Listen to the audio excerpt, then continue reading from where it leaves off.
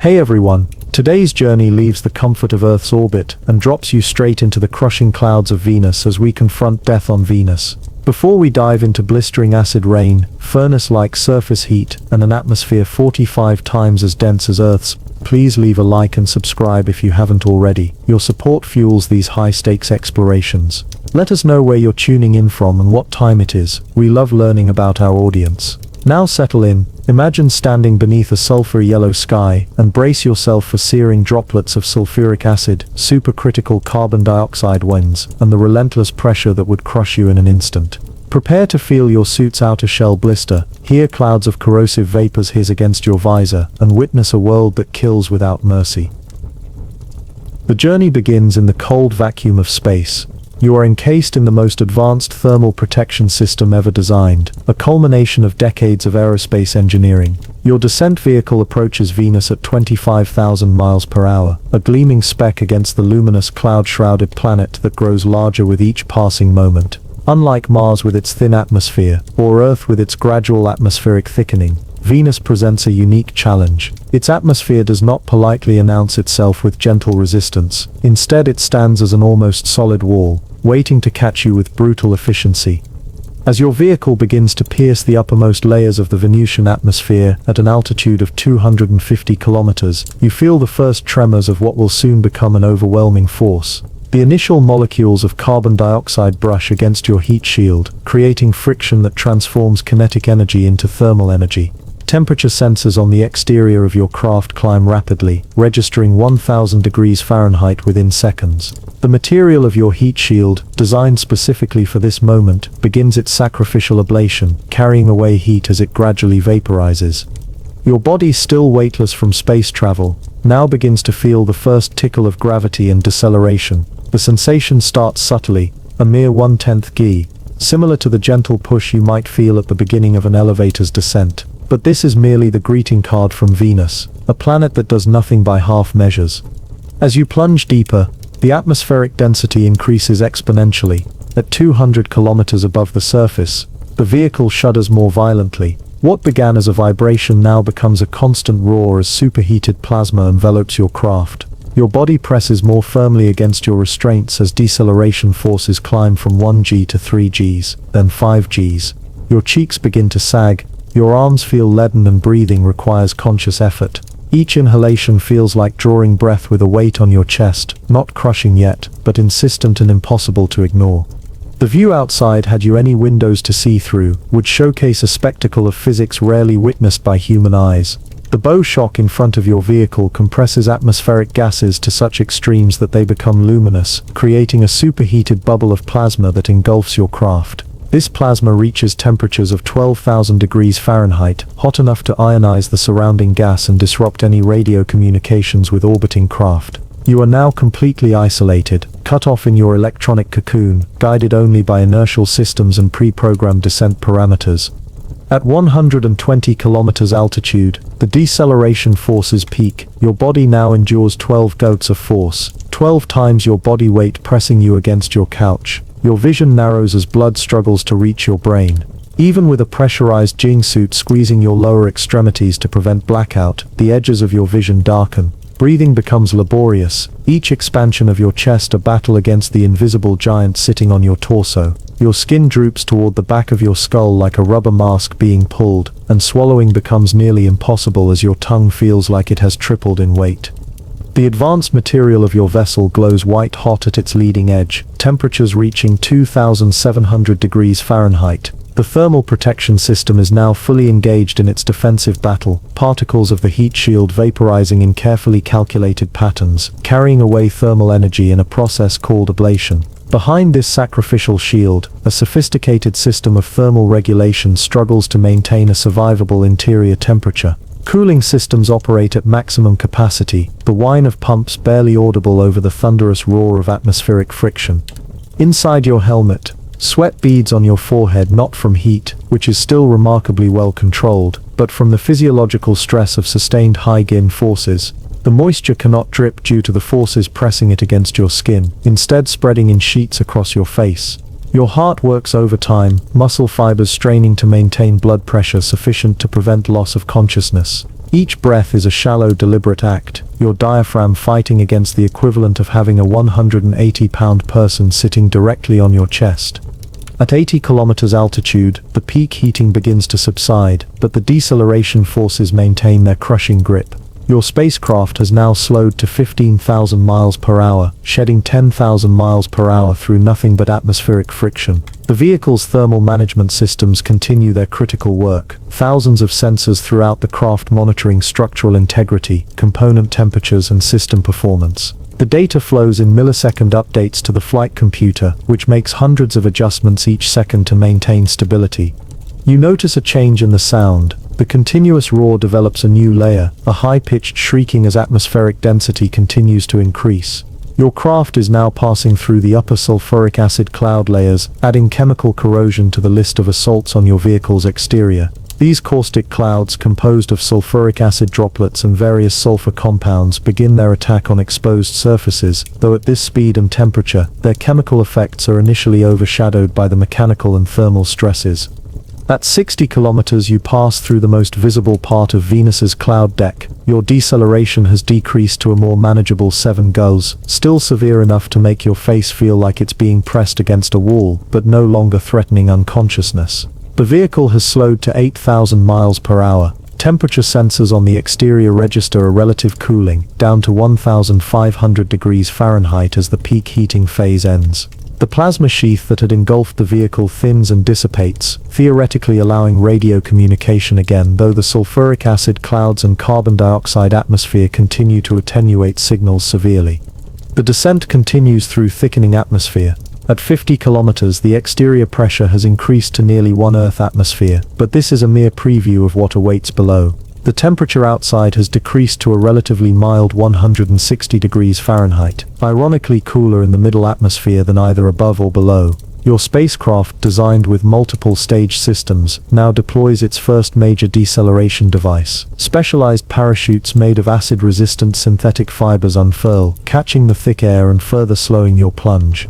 The deployment creates a momentary spike in deceleration, a sharp tug that briefly pushes you to 9 gs before settling back to 3 gs. Your body relaxes slightly in the comparative relief, blood flow to your brain improves, and your vision clears. Your breathing becomes less labored, though still far from normal. The sound changes dramatically, the roar of hypersonic travel replaced by the violent flapping of parachute material, and the whistling of wind around the now fully subsonic vehicle. At 30 kilometers altitude you have slowed to 400 miles per hour. The outside atmosphere continues to thicken, now at a pressure equivalent to being 3,000 feet underwater on Earth. The parachutes strain against this dense medium, fibers stretch to their engineering limits. The exterior temperature begins climbing again as you descend lower, now registering 250 degrees Fahrenheit. Cooling systems work harder, cycling cryogenic fluids through the double-walled hull to maintain a habitable internal environment. The clouds thin temporarily at 25 kilometers, offering what would be the first potential glimpse of the surface through the yellow-tinged haze, though your vehicle likely has no windows for structural integrity reasons. Infrared and radar sensing systems paint a picture of what lies below, a rocky landscape increasingly revealed as distance diminishes. The deceleration has now stabilized at a relatively comfortable 2 gs, similar to what fighter pilots experience in moderately aggressive turns. At 20 kilometers the final descent phase begins. The parachutes, having served their purpose, are jettisoned to prevent them from becoming a liability in the increasingly harsh lower atmosphere.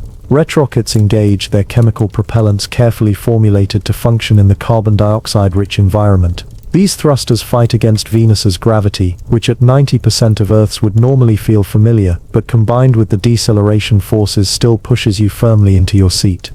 The temperature outside continues its ominous climb, now reading 350 degrees Fahrenheit. Pressure sensors show 6 Earth atmospheres of pressure, equivalent to being 165 feet underwater. The sound of the engines mingles with the increasingly insistent howl of wind against the hull, creating a discordant symphony of mechanical and natural forces in opposition. At 10 kilometers above the surface, the true hostility of Venus begins to assert itself more forcefully. External temperature sensors now read 500 degrees Fahrenheit. The pressure has increased to 15 Earth atmospheres. Your vehicle, transitioning to its final landing configuration, extends thermally insulated and pressurized landing struts, The retrockets work harder, fighting against both gravity and the increasingly turbulent winds that swirl through Venus's lower atmosphere. 5 kilometers from the surface, you feel the vibration of planetary weather for the first time. Despite the incredible density of the atmosphere, Venus still has weather patterns, with winds that can reach 60 miles per hour. These winds, blowing through an atmosphere so dense it behaves almost like a liquid, create forces similar to deep ocean currents on Earth. Your spacecraft rocks slightly, compensating with thruster adjustments that you feel as small lateral tugs against your restraints. At 1 kilometer altitude, the landing site becomes clearer on your instrument displays.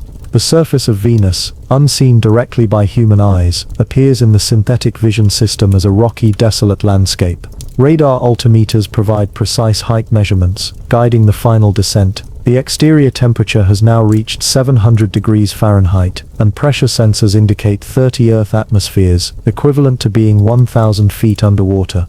The final moments of descent bring an orchestra of mechanical noises as multiple systems work in concert to ensure a survivable landing. Cooling systems strain at maximum capacity. Pressure equalization valves make minute adjustments to prevent catastrophic implosion or explosion as external pressures shift. Structure reinforcement mechanisms lock into their final positions, creating a vessel theoretically capable of withstanding the hellish surface conditions at least briefly. At 50 meters above the surface, the landing struts extend to their final position. The retrockets throttle precisely, holding the vessel in a controlled descent rate of 3 meters per second. Through your spacecraft sensors, you observe the alien landscape below, a terrain of fractured rock and ancient lava flows, undisturbed by erosion for perhaps millions of years in the stagnant Venusian environment. 10 meters from the surface, dust begins to kick up from the retrocket exhaust, though in the dense atmosphere it moves differently than it would on Earth or Mars, swirling in slow-motion patterns that betray the fluid-like properties of Venus's atmospheric boundary layer. Your body braces instinctively for contact, muscles tensing against restraints even as your mind acknowledges that the landing computers will likely perform a more precise touchdown than your reflexes could manage. 5 meters. The exterior temperature sensors now read 860 degrees Fahrenheit. Pressure indicates 40 Earth atmospheres. The landing legs extend their final shock absorption elements. 1 meter, you hold your breath without thinking. Contact. The landing struts compress, absorbing the final momentum of descent. Mechanical lockdowns engage automatically, securing the vehicle against the slight rocking motion. The retrockets cut off, their sudden silence emphasizing the new sounds that penetrate the hull, the whistle and moan of Venusian winds against metal and ceramic. You have arrived. After enduring forces that compressed your body to 12 times its normal weight, after plunging through an atmosphere so thick it nearly qualifies as an ocean, after being surrounded by temperatures that could bake pottery, you have reached the surface of Venus, the corrosive, crushing, scorching surface. And your 5 seconds have only just begun.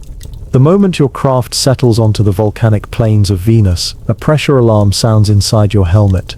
It is not warning of failure, not yet, but alerting you to the phenomenal forces now pressing against every square inch of your vessel and suit. The surface pressure on Venus registers at 92 times Earth's atmosphere, mathematically equivalent to being 3,300 feet beneath the ocean's surface. Unlike the gradual pressure increase experienced during your descent, now you feel the full brunt of this alien world's hostile embrace.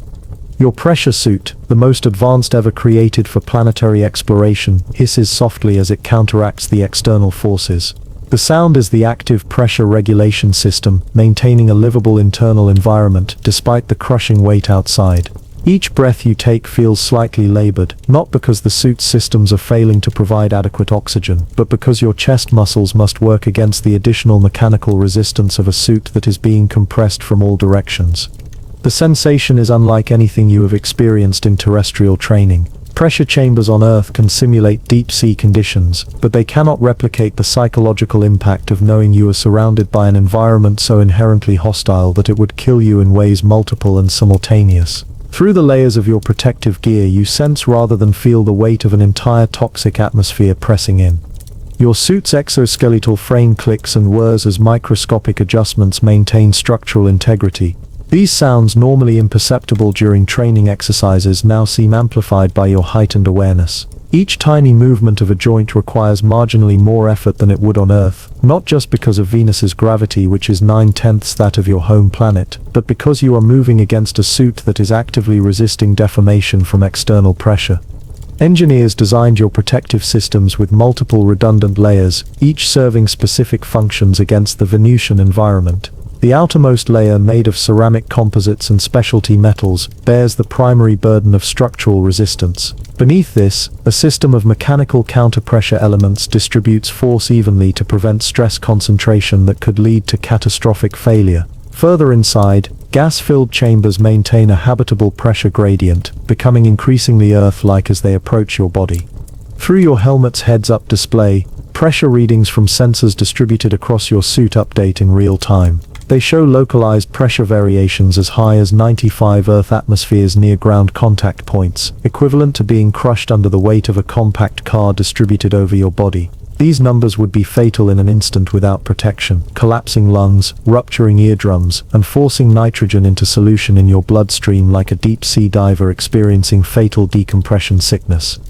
Your suit's internal environment remains at 1 Earth atmosphere thanks to the tireless work of mechanical systems, but you notice subtle signs of the strain. The normally flexible fabric sections between hardened plates feel stiffer, less compliant to your movements. Each bend of an elbow or knee requires fractionally more muscular effort, creating the peculiar sensation of moving through invisible molasses. This additional exertion, while not immediately debilitating, would lead to significant fatigue during extended activity. The crushing pressure manifests in unexpected sensory experiences. Sound travels differently through Venus's dense carbon dioxide atmosphere.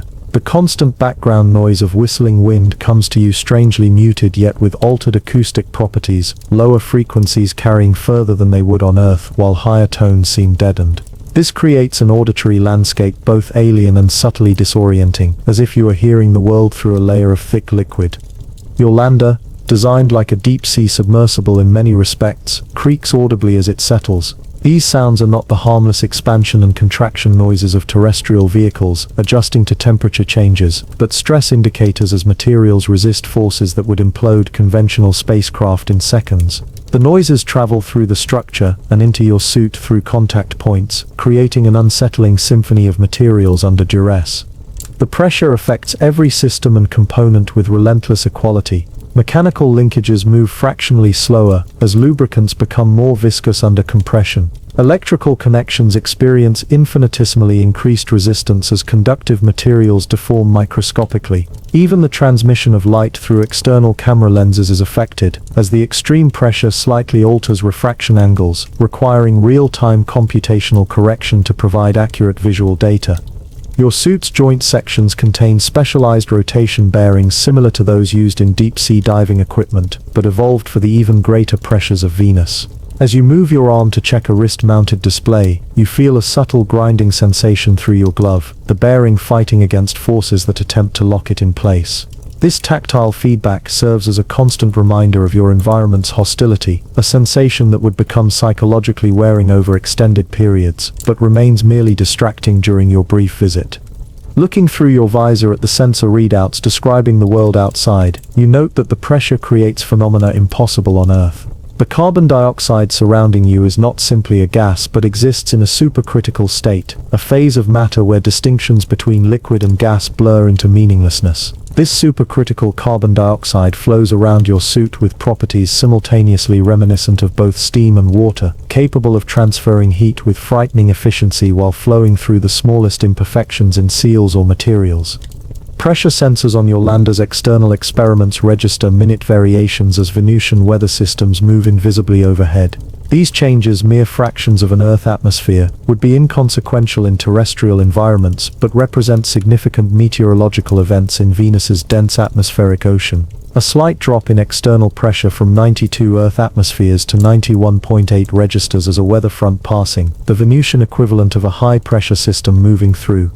Your training included detailed briefings on the mechanical effects of such extreme pressure, but the psychological impact proves different in person. There is a primal instinctive unease in knowing that just beyond your protection lies an environment that would crush your body as effectively as the deepest ocean trenches of Earth. This awareness manifests physically as elevated heart rate and slightly quickened breathing, biological responses to perceived threat that your conscious mind cannot entirely suppress. Through helmet cameras, you observe the landscape around your landing site. The pressure influences everything you see. Rocks that would be jagged on Earth or Mars appear subtly different here, their erosion patterns shaped not by water or traditional weathering, but by the constant chemical and mechanical forces of the dense hot atmosphere. The supercritical carbon dioxide flows across these formations with properties more akin to a corrosive liquid than a gas, creating smoothed features through processes with no exact terrestrial equivalent. Your suit's chest plate contains pressure release valves designed to equalize potentially fatal pressure differentials in emergency scenarios. These valves, invisible beneath protective covers, represent your last line of defense against catastrophic suit failure. Their presence, known from countless equipment drills during training, becomes a focal point of awareness as you consider that they are actively holding back forces that could fatally compress your body in under 1 second if they failed. Movement through such a dense medium would be profoundly different if you could experience it directly. Objects fall more slowly through the thick atmosphere, with terminal velocity significantly reduced compared to Earth. A dropped tool would sink rather than fall, its descent slowed by atmospheric resistance that approaches the properties of a thick liquid. This same property would affect any attempt to move quickly, with the atmosphere providing resistance similar to moving through water. The extreme pressure creates unique hazards beyond simple crushing force. Any breach in your protective systems would result not just in exposure to toxic gases and extreme heat, but to a pressure differential that would cause explosive decompression inward rather than outward. Unlike space, where air rushes out from a breach, on Venus the environment would violently rush in, carrying with it all the destructive properties of the Venusian atmosphere. Your suit contains emergency injection systems designed to counteract the effects of brief exposure to the Venusian environment. These include vasoconstrictors to combat pressure effects on blood vessels, anti-inflammatory agents to address chemical exposure, and specialized oxygen compounds to support respiration during compromised atmospheric conditions. These last resort measures offer minimal protection measured in seconds rather than minutes, a sobering reminder of your environment's lethality. The pressure monitoring systems in your helmet display show the invisible but critical pressure gradient from the external environment through the layers of your protection. 92 atmospheres outside transitions through carefully engineered zones of decreasing pressure, each critical boundary maintained by dedicated systems. Any failure in this cascade would trigger immediate emergency protocols, a complexity necessitated by the simple fact that no single material or system could withstand such pressure while remaining flexible enough for human operation. Communication systems between your suit and the lander operate through hardened connections rather than wireless transmission, as the dense atmosphere interferes with traditional radio frequencies. These physical connections, resembling umbilical cords used by deep-sea divers but evolved for far greater pressures, restrict movement but provide crucial data and backup life support. Each connection point represents another vulnerability to the crushing external environment, another seal that must maintain perfect integrity. Your suit's pressure management system makes periodic adjustments, audible as slight clicks and hisses. These noises mark the constant battle between external forces and internal countermeasures, a mechanical negotiation that must never cease. Each tiny valve activation represents calculations performed by redundant computers, monitoring thousands of data points to maintain the precise pressure balance keeping you alive. The psychological weight of existing in such an environment manifests physically.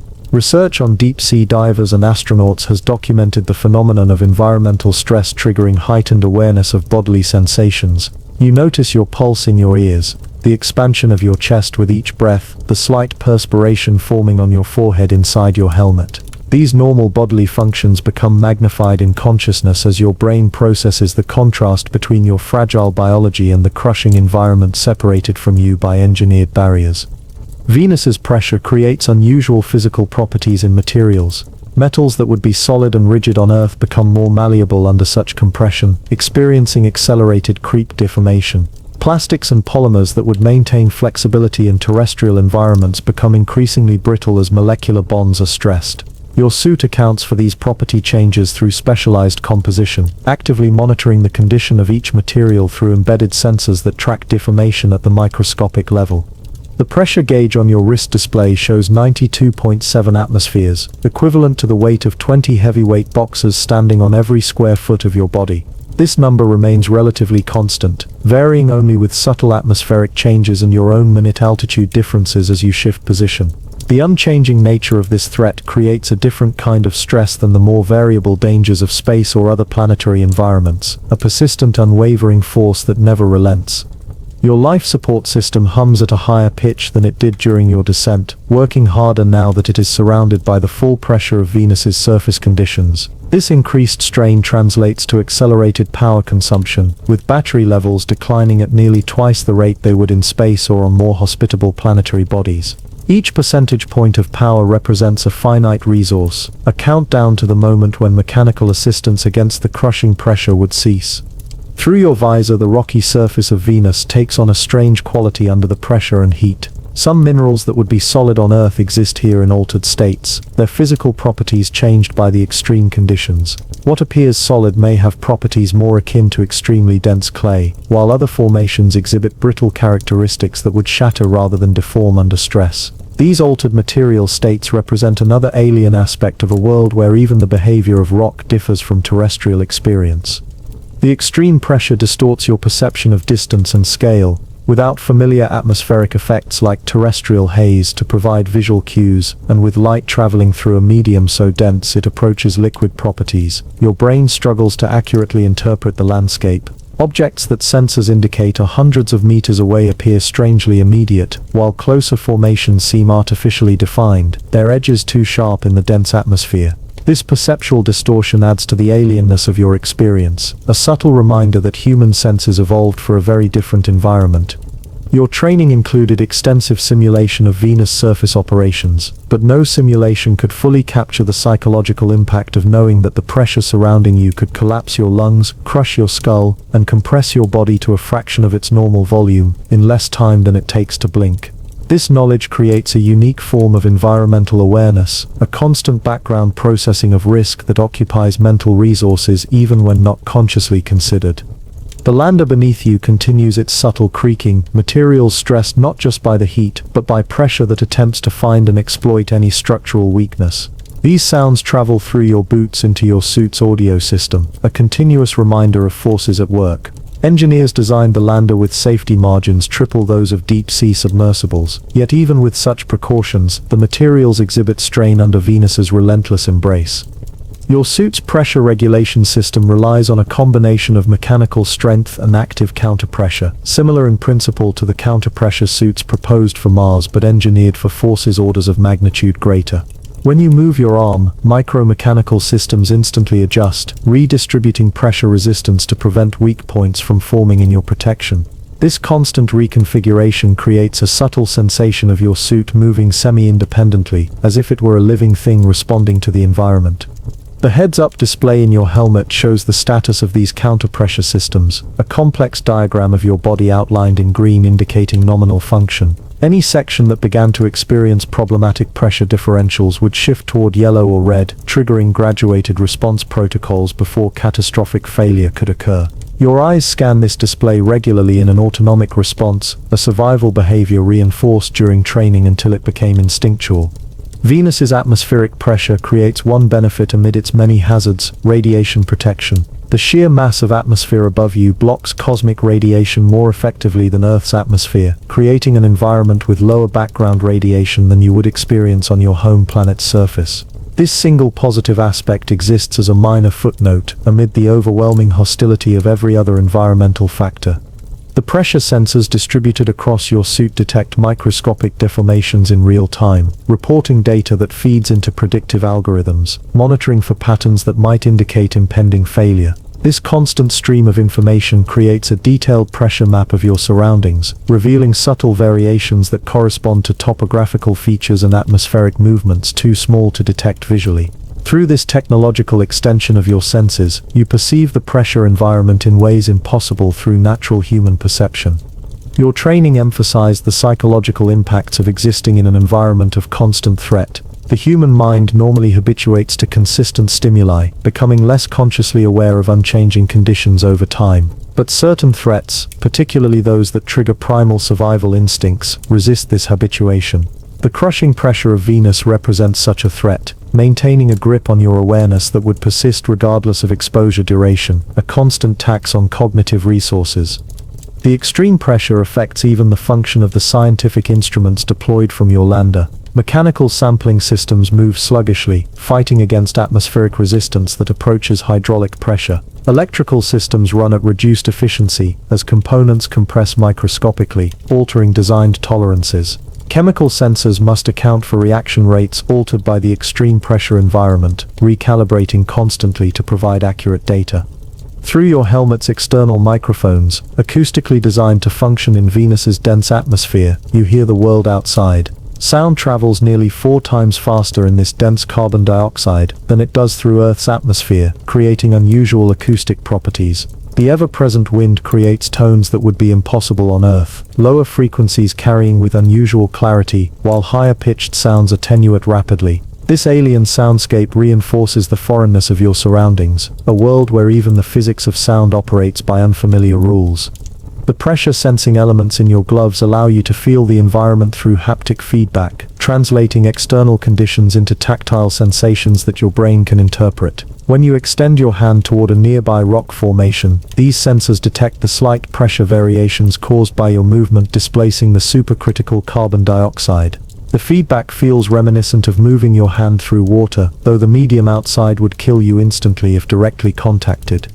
Your suit's structural integrity depends not just on materials science but on geometry, utilizing principles similar to geodesic domes to distribute pressure forces along paths of maximum resistance. When you bend or twist, these geometric patterns reconfigure dynamically, a complexity necessary when operating in an environment where pressure differentials can create tons of force across small surface areas. The suit's internal structure makes subtle adjustments with each movement, audible as faint mechanical sounds accompanying every motion.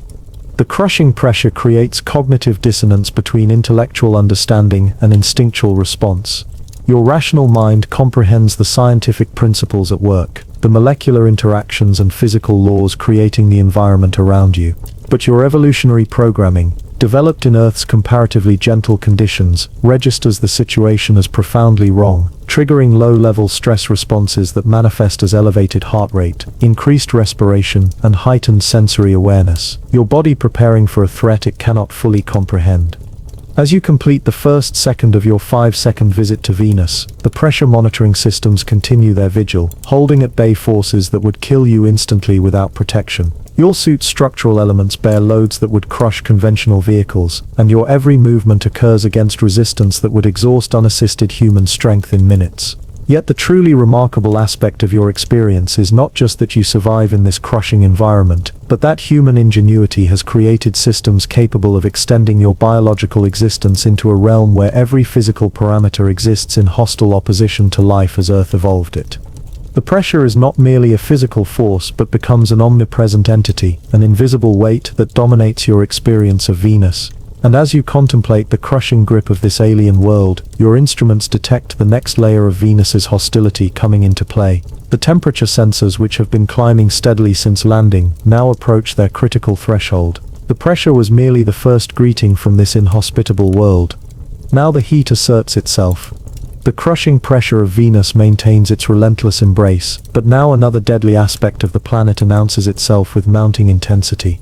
Your suit's external temperature sensors, which have been climbing steadily since landing, flash warning indicators across your helmet display. The readout shows 872 degrees Fahrenheit and climbing, a temperature that exceeds the maximum setting on a typical kitchen oven.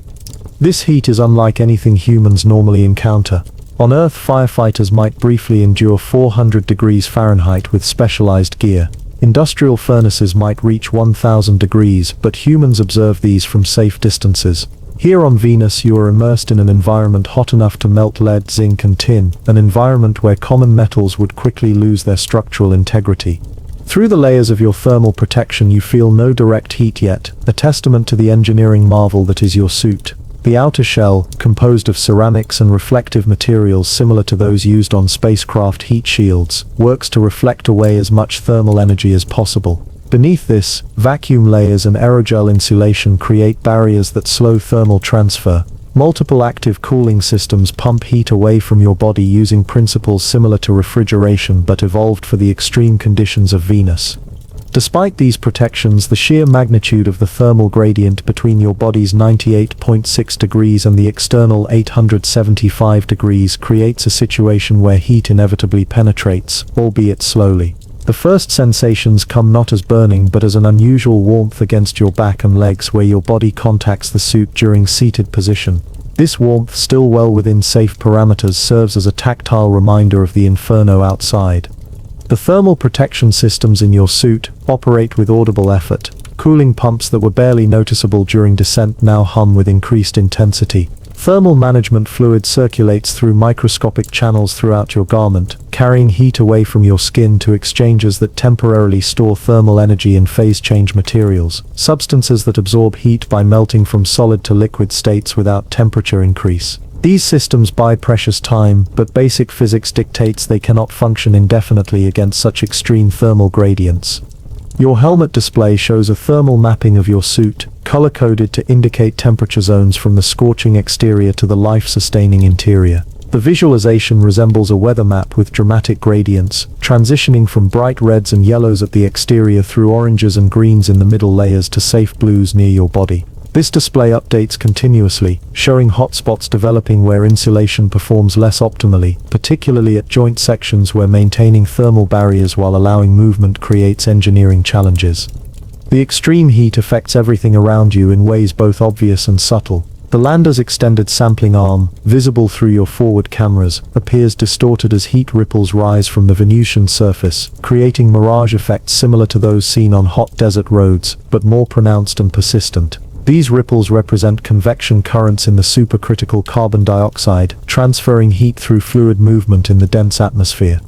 Your training included detailed explanations of Venus's heat sources, but experiencing the reality creates deeper understanding. The temperature you endure results not from proximity to the sun, as Venus receives only twice the solar radiation of Earth, but from the most extreme greenhouse effect in the solar system. The thick carbon dioxide atmosphere traps heat so efficiently that surface temperatures exceed those on Mercury, despite being nearly twice as far from the sun. This fact transforms Venus from merely unpleasant to actively hostile, a world where the very atmosphere functions as an oven, continuously absorbing solar energy and preventing its escape. The scientific instruments deployed from your lander operate under constant thermal stress. Camera lenses require active cooling to prevent warping that would distort images. Spectrometers and chemical analyzers function within environmental chambers that maintain temperatures hundreds of degrees lower than the surrounding atmosphere. Without these thermal management systems, the delicate electronics and precision optics would fail within seconds, their materials softening, melting, or chemically transforming under the extreme heat. As the second of your 5-second visit begins, the temperature continues to climb, now reading 880 degrees Fahrenheit. This increase represents not just measurement variation, but the actual warming of your suit's exterior, as it equilibrates with the environment. The outer materials, designed to handle these temperatures, nonetheless experience stress as thermal expansion causes microscopic dimensional changes, detectable through sensors that monitor material integrity in real time. Your suit's temperature regulation systems function on similar principles to spacecraft thermal management, but with greater emphasis on active cooling rather than radiation of heat into space. Heat exchange systems temporarily absorb thermal energy in specialized materials, while heat pumps actively transport thermal energy against gradients, a process requiring significant power. Your power consumption indicators show high drain rates as these systems work at near maximum capacity, a situation that would become critical during extended operations, but remains sustainable for your brief visit. The heat creates secondary hazards beyond direct thermal damage.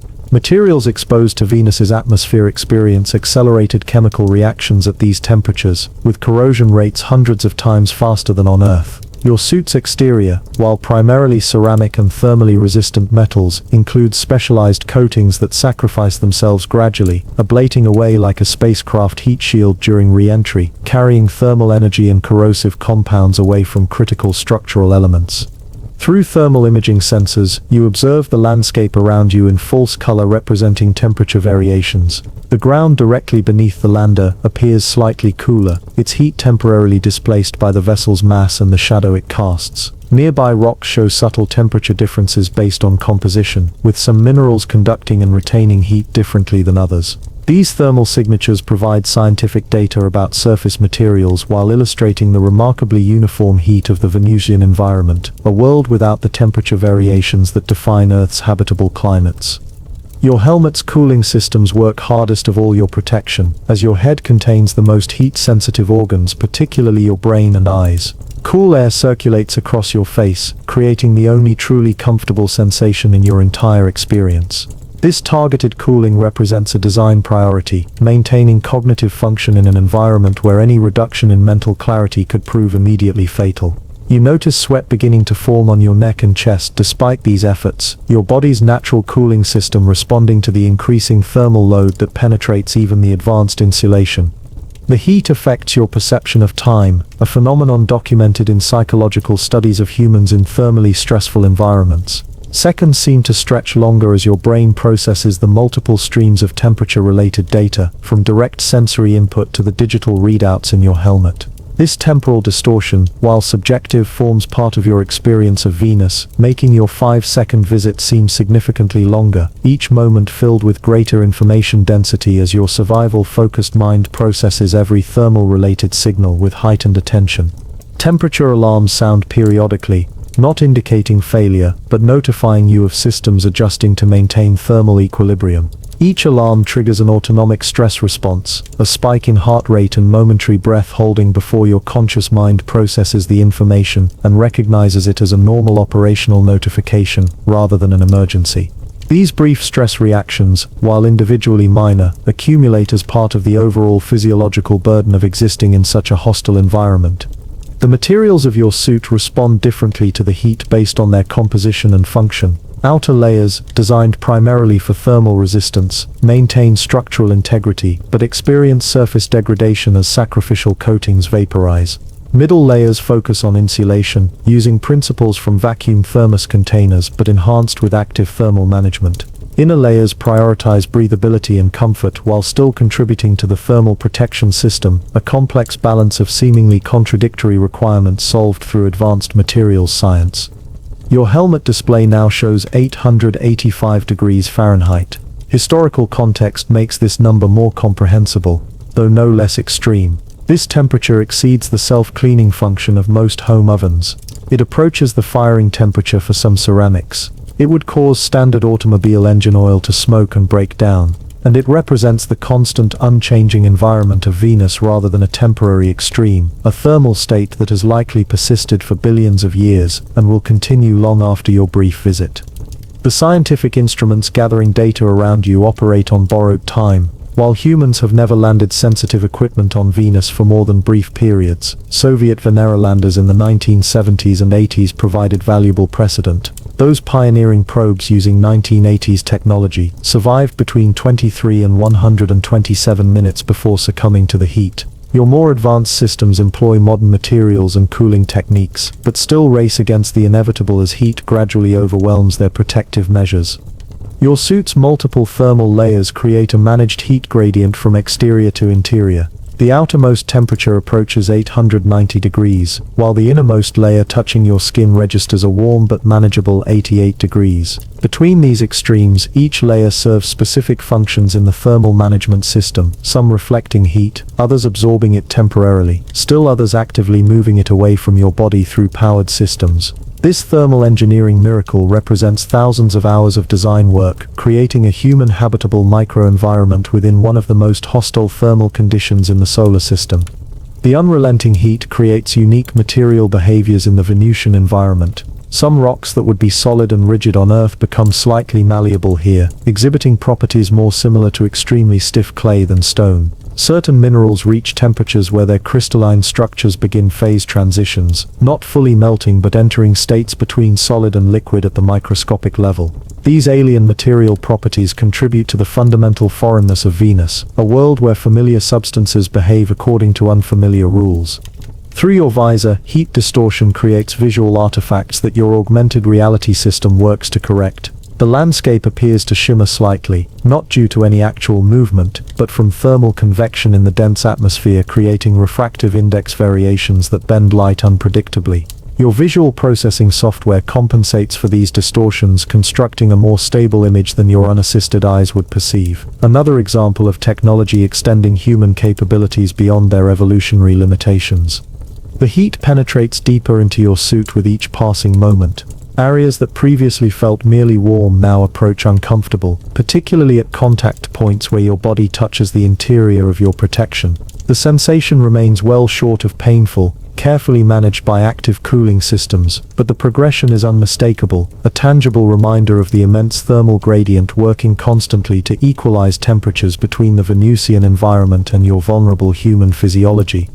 Your suit's power system, based on advanced battery technology similar to that used in spacecraft, operates under increasing strain as thermal management demands grow. Temperature control represents the largest energy consumption in your protection system, exceeding the requirements for pressure maintenance, air circulation, and all other life support functions combined. The power level indicator on your display shows accelerated depletion as cooling systems work harder to counteract the heat that relentlessly penetrates your protective layers. The temperature sensors show 892 degrees Fahrenheit as you reach the midpoint of your visit. This temperature exceeds the melting point of lead, which becomes liquid at 622 degrees. The landscape around you exists in a state hot enough to melt this common metal into flowing liquid, a visceral way to conceptualize the environment beyond your protection. Only the crushing atmospheric pressure prevents your surroundings from spontaneously bursting into flame, as the carbon dioxide atmosphere, while containing oxidizing compounds, lacks sufficient free oxygen to support combustion despite temperatures that exceed the auto-ignition point of many materials. Your helmet's enhanced visual systems allow you to observe subtle thermal activity invisible to unaided human perception. Heat shimmer rises constantly from the surface, creating convection currents in the dense atmospheric ocean surrounding you.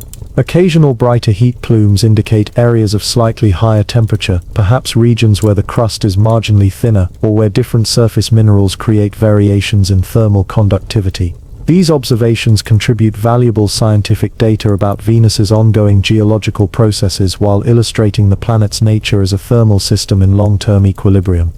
The thermal stress affects your cognitive processes in subtle ways documented by research on heat exposure. Your attention narrows, focusing more intensely on immediate concerns while peripheral awareness diminishes. Time perception continues to alter, with subjective experience expanding to make seconds feel longer. These psychological effects, while mild at your current exposure level, would become significantly more pronounced during extended operations, another factor limiting human activity in this extreme environment.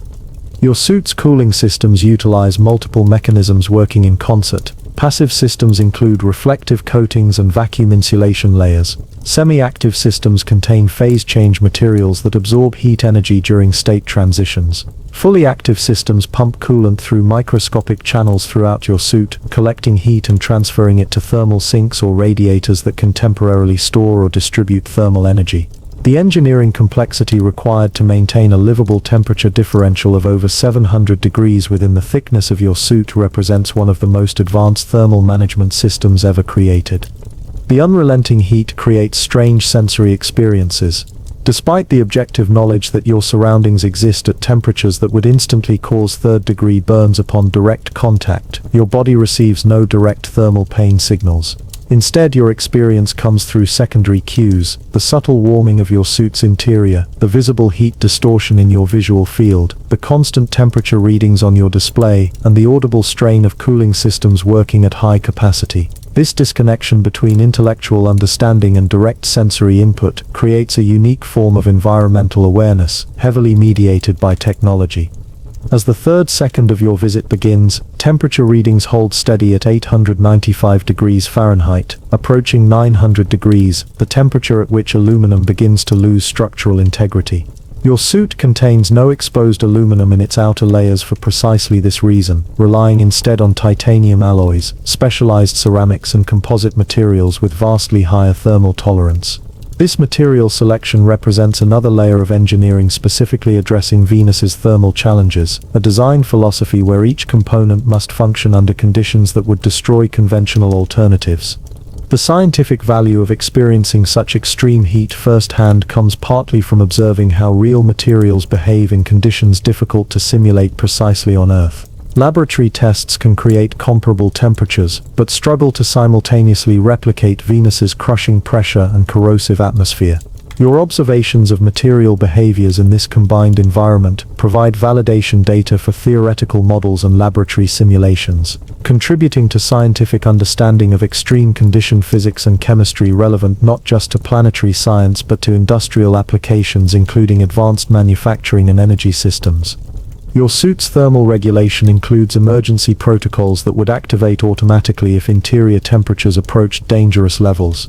These include systems to temporarily increase cooling capacity at the cost of accelerated power consumption, adjustments to your position to minimize contact with hotter external surfaces, and in extreme cases, the activation of emergency ascent procedures to remove you from the hostile environment before thermal threats could become life-threatening. The presence of these automated safeguards represents an acknowledgement that human reaction time might be insufficient against the speed with which Venus's heat could overcome compromised protection. Through specialized sensors, you detect the infrared signature of the surface beyond visible light spectrum. This thermal imaging reveals that the ground temperature actually exceeds the atmospheric temperature by several degrees, reading 905 degrees Fahrenheit. This temperature differential drives a constant heat exchange between surface and atmosphere, creating the subtle convection currents visible as heat shimmer in your visual field. The entire landscape exists in a state of thermal equilibrium far beyond the boiling point of water, a fundamental reason why Venus, despite its similarity to Earth in size and composition, remains starkly inhospitable to life as we understand it. The relentless heat affects your emotional state in ways subtle but measurable. Psychological research has established clear links between thermal stress and mood alteration, with extreme heat generally associated with increased irritability and anxiety. These effects manifest in your experience as a heightened sense of urgency, a peripheral awareness that your environment allows no margin for error, a constant low-level tension that accompanies each temperature alert or system adjustment notification. This psychological burden represents another cost of existing in an environment so fundamentally hostile to human life. Your suit's thermal management system operates with remarkable efficiency given the extreme conditions, but fundamental thermodynamic principles ensure that heat gradually penetrates even the most advanced insulation when thermal gradients approach 800 degrees. The temperature of your suit's innermost layer, the one in direct contact with your skin, has risen from 88 to 92 degrees Fahrenheit during your brief visit. Still safely below body temperature, but indicating the ongoing battle between Venus's thermal assault and your protection systems. The extreme heat creates unique hazards for any mechanical or electronic systems. Lubricants that would function normally on Earth become less viscous at these temperatures, altering the performance of moving parts. Electronic components operate closer to their thermal limits, reducing reliability and operational lifespan. Materials expand at different rates when heated, creating stress at connection points between components made of dissimilar substances. Your suit and supporting systems incorporate countless specialized adaptations to address these and other heat-related challenges, from thermally compensating mechanical joints to electronics designed to function at elevated temperatures. Your helmet display shows a momentary fluctuation in external temperature, rising briefly to 900 degrees before settling back to 897. This variation likely represents a minor atmospheric movement, perhaps a subtle wind current bringing slightly hotter gas from an adjacent area. Even this small thermal event registers immediately on your monitoring systems, triggering minor adjustments in cooling resource allocation as your suit responds dynamically to changing external conditions, a continuous process of adaptation essential to survival in Venus's extreme environment. The fourth second of your 5-second visit begins with temperature alarms indicating thermal stress points developing at your suit's joint sections. These areas where maintaining flexible movement requires compromises in insulation thickness consistently present the greatest vulnerability to heat penetration. Active cooling systems respond by increasing coolant flow to these regions, maintaining safe internal temperatures but at the cost of accelerated power consumption. The power reserve indicator on your display decreases more rapidly, a visual representation of the energy cost of existing in this thermal extreme. Through specialized optical filters, you observe the landscape in wavelengths, optimized to reveal mineral composition through thermal emission patterns. Different materials radiate heat in characteristic ways based on their molecular structure, creating a false color image that shows compositional variations invisible to standard cameras. This scientific observation capacity represents one purpose of human presence on Venus, gathering data that automated systems might miss or misinterpret, applying human pattern recognition abilities to the alien environment despite its hostility to unprotected human life. Your suit's cooling capacity depends on its ability to temporarily store or redirect thermal energy, as the surrounding environment offers no heat sink cooler than your protection system. This fundamental thermodynamic challenge limits operations in Venus's environment, creating a situation where even the most advanced thermal management eventually becomes overwhelmed as heat sinks approach saturation. Your brief visit remains well within operational parameters, but the steadily increasing strain on cooling systems demonstrates why extended Venus surface operations present such extreme engineering challenges. The unrelenting heat has begun to affect your physiological responses despite your protection. Your core body temperature remains normal, but peripheral temperature in extremities has increased slightly as your body's natural cooling system, perspiration, works harder within your sealed environment. This increased sweating, while not immediately problematic, would become a significant hydration concern during extended operations, another factor limiting human endurance in Venus's hostile conditions. As your visit approaches its final second, the temperature holds steady at 898 degrees Fahrenheit, a value that has transformed from an abstract number to a lived reality during your brief exposure. This temperature exceeds the firing temperature used to harden ceramic pottery, approaches the temperature used in some metal forging operations, and exceeds the ignition point of paper by over 400 degrees. It represents an environment where familiar materials behave in unfamiliar ways, where conventional engineering solutions fail, and where human presence requires extraordinary protective measures. Your suit's thermal protection systems have performed admirably, maintaining a livable environment within their design parameters. But the laws of thermodynamics remain undefeated, and heat continues its inexorable penetration through your layers of protection. Internal temperature sensors now show 94 degrees at your skin contact points, still safe but steadily climbing. The thermal gradient visually displayed in your helmet shows the battle between Venus's heat and your cooling systems, a contest with a predetermined outcome in any scenario extending beyond your brief visit. The fifth and final second of your visit begins with your attention drawn to a new environmental threat. While pressure and heat have dominated your experience thus far, another aspect of Venus's hostile nature now becomes apparent. Your external cameras show yellowish droplets condensing on the outer surfaces of your suit, and chemical composition sensors register a familiar but dangerous compound. Sulfuric acid has entered the equation. As the final moments of your brief Venus expedition unfold, a new threat materializes on your suit's exterior. Droplets of condensed sulfuric acid, appearing as yellowish beads against the ceramic and metallic surfaces of your protection, trigger chemical composition alerts across your helmet display. This is not an unexpected development. Venus's thick cloud layers consist primarily of sulfuric acid aerosols at concentrations between 75 and 98%, but experiencing it directly brings new dimension to understanding this caustic aspect of the Venusian environment. The sulfuric acid present on Venus exists in concentrations far more extreme than any industrial acid used on Earth. While battery acid typically contains around 35% sulfuric acid, the droplets now visible on your exterior protection approach 90% concentration, potent enough to dissolve organic material, corrode metals, and cause catastrophic damage to unprotected equipment. Combined with the crushing pressure and extreme heat already assaulting your systems, this chemical attack completes the triad of Venus's primary hostilities.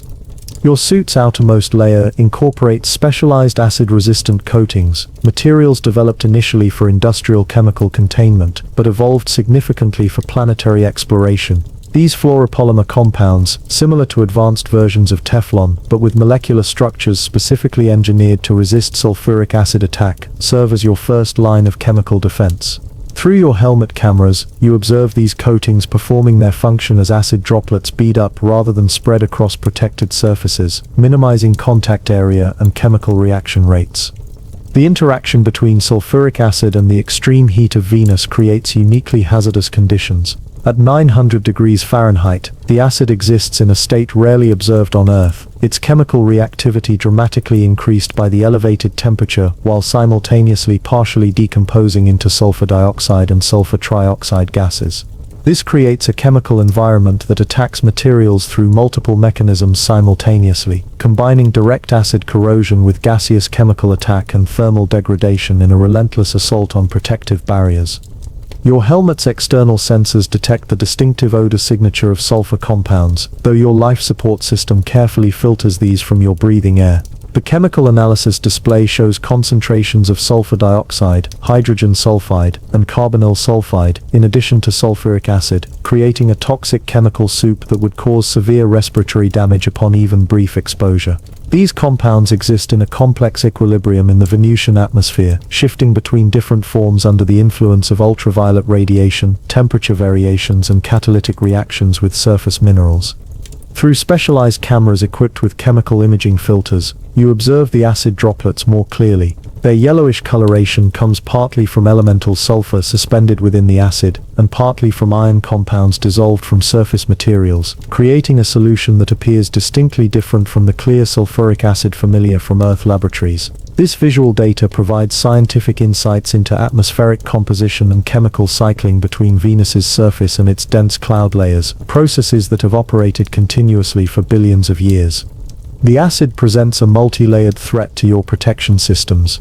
Beyond simple chemical corrosion, it attacks material interfaces where different components join, seeking minute gaps in protective coatings. It degrades lubricants, essential for mechanical movement. It creates electrical conductivity issues where it contacts exposed sensor elements, and perhaps most insidiously, it slowly alters the optical properties of camera lenses and light sources, gradually reducing visibility through chemical etching of these critical surfaces. Your suit's chemical protection system operates as a cooperative component with thermal and pressure management. Acid-resistant outer layers serve dual purposes, protecting against chemical attack while simultaneously functioning as part of the thermal management system. This integration of protective functions represents a key design philosophy for Venus surface operations, where multiple extreme conditions must be addressed simultaneously rather than sequentially, creating protection that functions as a system rather than as isolated solutions to individual threats. The acid droplets visible on your exterior move differently than they would on Earth due to Venus's unique environment. The combination of crushing pressure and extreme heat creates surface tension and viscosity properties, unlike those observed under standard conditions. Droplets that would quickly spread or run down vertical surfaces on Earth instead move with surprising sluggishness, their behavior altered by the supercritical carbon dioxide atmosphere that surrounds them. This altered fluid behavior represents another way in which familiar substances behave according to unfamiliar rules in the Venusian environment. Your helmet display shows real-time chemical analysis of the acid condensing on your suit's sensors. Besides sulfuric acid, the droplets contain trace amounts of hydrochloric acid, hydrofluoric acid, and various metal sulfates dissolved from interaction with surface materials. This complex chemical mixture presents varying threats to different materials, with some compounds attacking ceramics that resist pure sulfuric acid, while others corrode metal alloys specifically designed to withstand sulfuric acid exposure. The chemical defense systems in your suit must address this spectrum of corrosive agents rather than a single compound. The acid's effects become visible even during your brief exposure. Certain exterior sensor housings, necessarily made of materials prioritizing data collection over chemical resistance, show etching patterns where acid droplets have made contact. These components, designed to be sacrificial, incorporate corrosion monitoring systems that track degradation rates and predict remaining functional lifespan. Your display shows these predictions updating in real time as the acid attack progresses, numbers declining more rapidly than they would under less extreme temperature conditions. Your training included detailed briefings on Venus's atmospheric chemistry, but witnessing the interaction between sulfuric acid and the hot, dense carbon dioxide environment provides visceral understanding beyond theoretical knowledge. The acid exists here in a complex equilibrium, continuously cycling between liquid and gaseous states, concentrating and diluting as it interacts with other atmospheric components. This dynamic chemical system has operated for billions of years, creating surface features and atmospheric structures unique in the solar system, a natural laboratory for extreme condition chemistry. The acid poses particular threats to the joint sections of your suit, areas where movement necessitates flexible materials and more complex sealing systems. These regions incorporate additional layers of chemical protection, including sacrificial coatings designed to neutralize acid through controlled chemical reactions, temporary solutions that buy precious time by consuming the corrosive compounds through predictable chemical pathways before they can reach critical structural components. Through specialized acoustic sensors, you detect the subtle sounds of chemical activity as acid interacts with your suit's exterior, A faint hissing emanates from areas of most active reaction, audible even through the dense atmosphere and multiple protective layers. This sound, while not immediately threatening, provides another sensory dimension to understanding the ongoing chemical assault, a constant reminder of corrosive processes occurring just inches from your vulnerable human body. The interaction between acid droplets and the intense heat creates visible vapor plumes around areas of active chemical reaction. These vapors contain complex mixtures of decomposition products as the acid breaks down under thermal stress while simultaneously attacking your suit materials. The resulting chemical fog creates localized visibility reductions in your external camera feeds, small areas of the image becoming slightly obscured by the products of ongoing chemical warfare between your protection systems and Venus's corrosive environment. Your suit's exterior incorporates chemical neutralization systems, areas specifically designed to attract and react with acid droplets before they can reach more vulnerable components. These sacrificial regions contain compounds that react preferentially with sulfuric acid, forming stable, less corrosive products through controlled chemical reactions. Through your cameras you observe these areas performing their function, the surface appearance changing subtly as protective chemistry activates in response to acid contact. The acid threatens electronic systems in unique ways beyond simple corrosion of conductors. Even microscopic amounts penetrating to circuit components can create short circuits, signal degradation, and power drains through unintended conductive pathways. Your suit's electronics exist within multiple sealed compartments, protected not just by outer barriers but by redundant internal seals and conformal coatings that encapsulate components in acid-resistant polymers, creating defense in depth against chemical intrusion. Your training emphasized the counterintuitive nature of acid damage on Venus, where the greatest threat often comes not from large visible droplets, but from the acid fog that permeates the atmosphere. This microscopic aerosol, composed of acid particles too small to see individually, penetrates more effectively through minute imperfections in protective barriers. Your suit counters this threat with electrostatic precipitation systems at critical junctions, creating charged fields that attract and neutralize acid fog particles before they can reach vulnerable internal components. The acid concentration varies with altitude on Venus, with your surface position exposing you to lower concentrations than would be encountered in the middle cloud layers between 40 and 50 kilometers above the surface. This relative reduction in acid concentration represents one of the few ways in which the surface environment is less hostile than the middle atmosphere, a Pyrrhic advantage given the compensating increase in temperature and pressure that accompanies your position on the planetary surface. Your suit's chemical sensors detect subtle changes in the acid composition over time as your presence alters the local environment. Heat radiating from your protection systems creates microconvection currents in the surrounding atmosphere, drawing fresh material toward your position and altering the equilibrium of chemical reactions occurring at your suit's surface. This dynamic interaction between your technological intrusion and the Venusian environment provides valuable scientific data about reaction kinetics under extreme conditions while simultaneously increasing the chemical stress on your protective systems. Through your visor you observe the interaction between acid droplets and different exterior materials. Some surfaces show active bubbling as chemical reactions produce gaseous byproducts. Others display color changes as acid interacts with indicator compounds specifically included to provide visual confirmation of chemical attack progression. Still others maintain their appearance despite acid contact, demonstrating the effectiveness of advanced protective chemistry. These varying responses illustrate the layered chemical defense strategy incorporated into your protection system.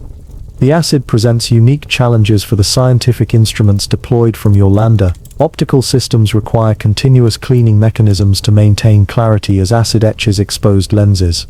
Sampling systems must prevent cross-contamination between atmospheric and surface materials.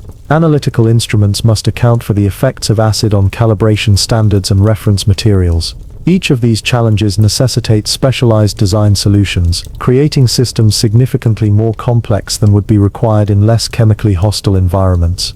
Your helmet display shows a chemical attack intensity map superimposed over your suit's structural diagram, highlighting areas experiencing the most severe acid exposure. This information updates in real time as sensors detect changes in local conditions, allowing both automated systems and your own decision-making to prioritize protective responses appropriately. The map currently shows highest acid concentration at upper body regions facing into the slight Venusian breeze, areas receiving direct delivery of fresh corrosive compounds from the surrounding atmosphere. The acid's effect on visibility extends beyond your immediate surroundings. Looking toward the horizon, you observe how the combination of acid aerosols and extreme heat creates a perpetual haze that limits vision to approximately 3 kilometers under current conditions. This atmospheric opaqueness contributes to Venus's greenhouse effect by trapping thermal energy, creating a self-reinforcing cycle where heat increases chemical reaction rates, which in turn help maintain the elevated temperatures. Your observations of this process provide valuable data points for climate models applicable not just to Venus but to understanding extreme climate scenarios on any planet including Earth. Your suit's chemical defense includes active neutralization systems that detect acid buildup and deploy countermeasures when corrosion approaches critical thresholds. These systems utilize reservoirs of basic compounds that react with acids to form neutral salts, temporarily halting chemical attack in localized areas experiencing severe exposure. Through your helmet display you observe one such system activating near a sensor junction, a small indicator changing from red to green as neutralizing chemistry successfully counters a concentrated acid intrusion. The combination of acid with extreme pressure creates unique challenges for seal integrity. Pressure differentials force corrosive compounds into microscopic imperfections in materials, accelerating degradation at these stress points. Your suit addresses this through constantly adjusted dynamic seals that respond to pressure variations, redistributing force to prevent the formation of fixed stress points where acid could concentrate its attack. This adaptive approach represents a significant advancement over early Venus exploration equipment, which relied on static seals vulnerable to localized chemical and pressure damage. Your scientific observations include monitoring how the acid droplets interact with various surface materials around your landing site. Different mineral compositions show varying reaction rates, with some forming protective layers of reaction products that slow further acid penetration, while others experience more continuous degradation. These observations provide insights into Venus's long-term surface evolution, helping explain why certain geological features persist despite billions of years of acid exposure, while others show evidence of chemical weathering. The acid's effects extend to psychological dimensions of your experience.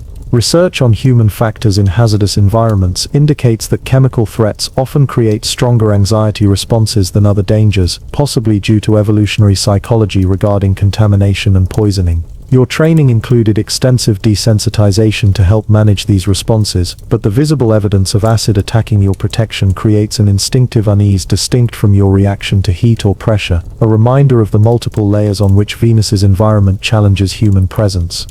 Through specialized ultraviolet imaging systems, you observe fluorescence patterns where acid interacts with certain suit materials. This phenomenon, invisible to standard cameras, reveals reaction boundaries and penetration depths of corrosive compounds, providing early warning of areas approaching protection limits. The ultraviolet signatures show characteristic patterns that chemical engineers can interpret to identify specific reaction pathways, generating valuable data for developing improved protective materials for future Venus exploration equipment. Your helmet's heads-up display shows countdown timers for various exterior components based on observed acid degradation rates combined with temperature and pressure data. These predictive algorithms estimate remaining functional lifespan for sensors, sampling tools, and structural elements, information critical for operation planning and risk assessment. Under current conditions, even the most robust exterior components show operational lifespans measured in minutes rather than hours, a stark illustration of the chemical hostility of the Venusian environment. The acid's attack continues relentlessly as your visit approaches its conclusion. Chemical sensor outputs show increasing corrosion rates as protective coatings gradually deplete, an inevitable process that no current technology can prevent indefinitely. This chemical siege exemplifies why Venus exploration remains so challenging compared to other planetary bodies, requiring protection against simultaneous extreme conditions rather than single environmental factors that can be addressed individually. As your brief expedition reaches its final moments, the combined effects of pressure, heat, and acid have begun to take their toll on your protection systems. Warning indicators multiply across your display as sensors detect concerning trends in multiple systems simultaneously. The previously distinct environmental threats have merged into a unified assault, each hazard amplifying the other's effects through complex interactions. And as if these were not sufficient challenges, another aspect of Venus's hostility now becomes apparent as your visibility begins to degrade dramatically. The acid fog thickens around you, and your perception of the alien landscape begins to alter in unsettling ways. The sulfuric acid droplets condensing on your external cameras are merely the visible manifestation of a more pervasive phenomenon. The atmosphere surrounding you consists not just of supercritical carbon dioxide, but contains a persistent suspension of sulfuric acid, aerosols, particles too small to see individually, but collectively forming a caustic haze that alters light transmission in ways both subtle and profound. As this acid fog thickens around your position, your perception of Venus begins to transform. Your primary visual connection to the outside world comes through camera systems rather than direct observation, a necessity given the impossibility of transparent viewports that could withstand Venus's combined pressure, temperature, and chemical assault. These cameras, protected by their own miniature environmental systems, battle constantly against the accumulating acid film that gradually etches their protective coverings. Automated cleaning systems activate periodically, wiping corrosive droplets away, but they fight a losing battle against the relentless chemical precipitation. The first visual anomalies appear as subtle color shifts in your display. The yellowish-brown tinge characteristic of Venus's atmosphere intensifies gradually, affecting color balance across the visual spectrum. Reds deepen toward burgundy, blues shift toward green, and neutral tones acquire a sepia quality reminiscent of antique photographs. These alterations occur not just from acid accumulation on camera lenses, but from the changing light transmission properties of the atmosphere itself as localized acid concentration increases in your vicinity, possibly triggered by thermal disruption from your landing. Your suit's vision enhancement systems attempt to compensate for these color distortions, applying real-time corrections based on calibration standards included in camera fields of view. These small reference targets of precisely defined colors allow computer systems to measure deviation from true values and apply appropriate adjustments. You observe these systems working through momentary shifts in display appearance as new correction algorithms activate, each attempting to restore accurate visual representation despite the increasingly hostile optical environment. The acid haze creates visual effects beyond simple color distortion. Light rays passing through the aerosol-laden atmosphere scatter unpredictably, creating halos around bright objects and reducing contrast in shadowed areas. This scattering effect progressively diminishes your ability to distinguish fine details at distance, similar to trying to observe through dense fog, but with the additional complication of uneven refraction that distorts shapes as well as reducing clarity. Your visual processing software struggles to compensate, applying enhancement algorithms that sometimes introduce artifacts of their own. Looking toward the horizon, you notice how the acid haze creates false depth perception. Distance estimation becomes increasingly unreliable, as atmospheric density variations create layers of differing optical properties. Formations that sensors indicate lie at similar distances appear to occupy different depth planes visually, some seemingly pushed closer while others recede further than their actual positions. This perceptual distortion would create significant hazards for navigation during extended operations, requiring constant cross-reference between visual impression and instrument data to maintain accurate situational awareness. The visual degradation accelerates as particulate matter disturbed by your landing begins to circulate in the dense atmospheric medium. Your cameras capture swirling patterns in the yellowish haze, vortices forming and dissipating as thermal gradients interact with the slight winds of Venus's lower atmosphere. These movements create dynamic visual effects, areas of temporarily increased clarity followed by waves of greater obscuration, an ever-changing visual environment that demands continuous adaptive processing by both technical systems and your own visual cortex.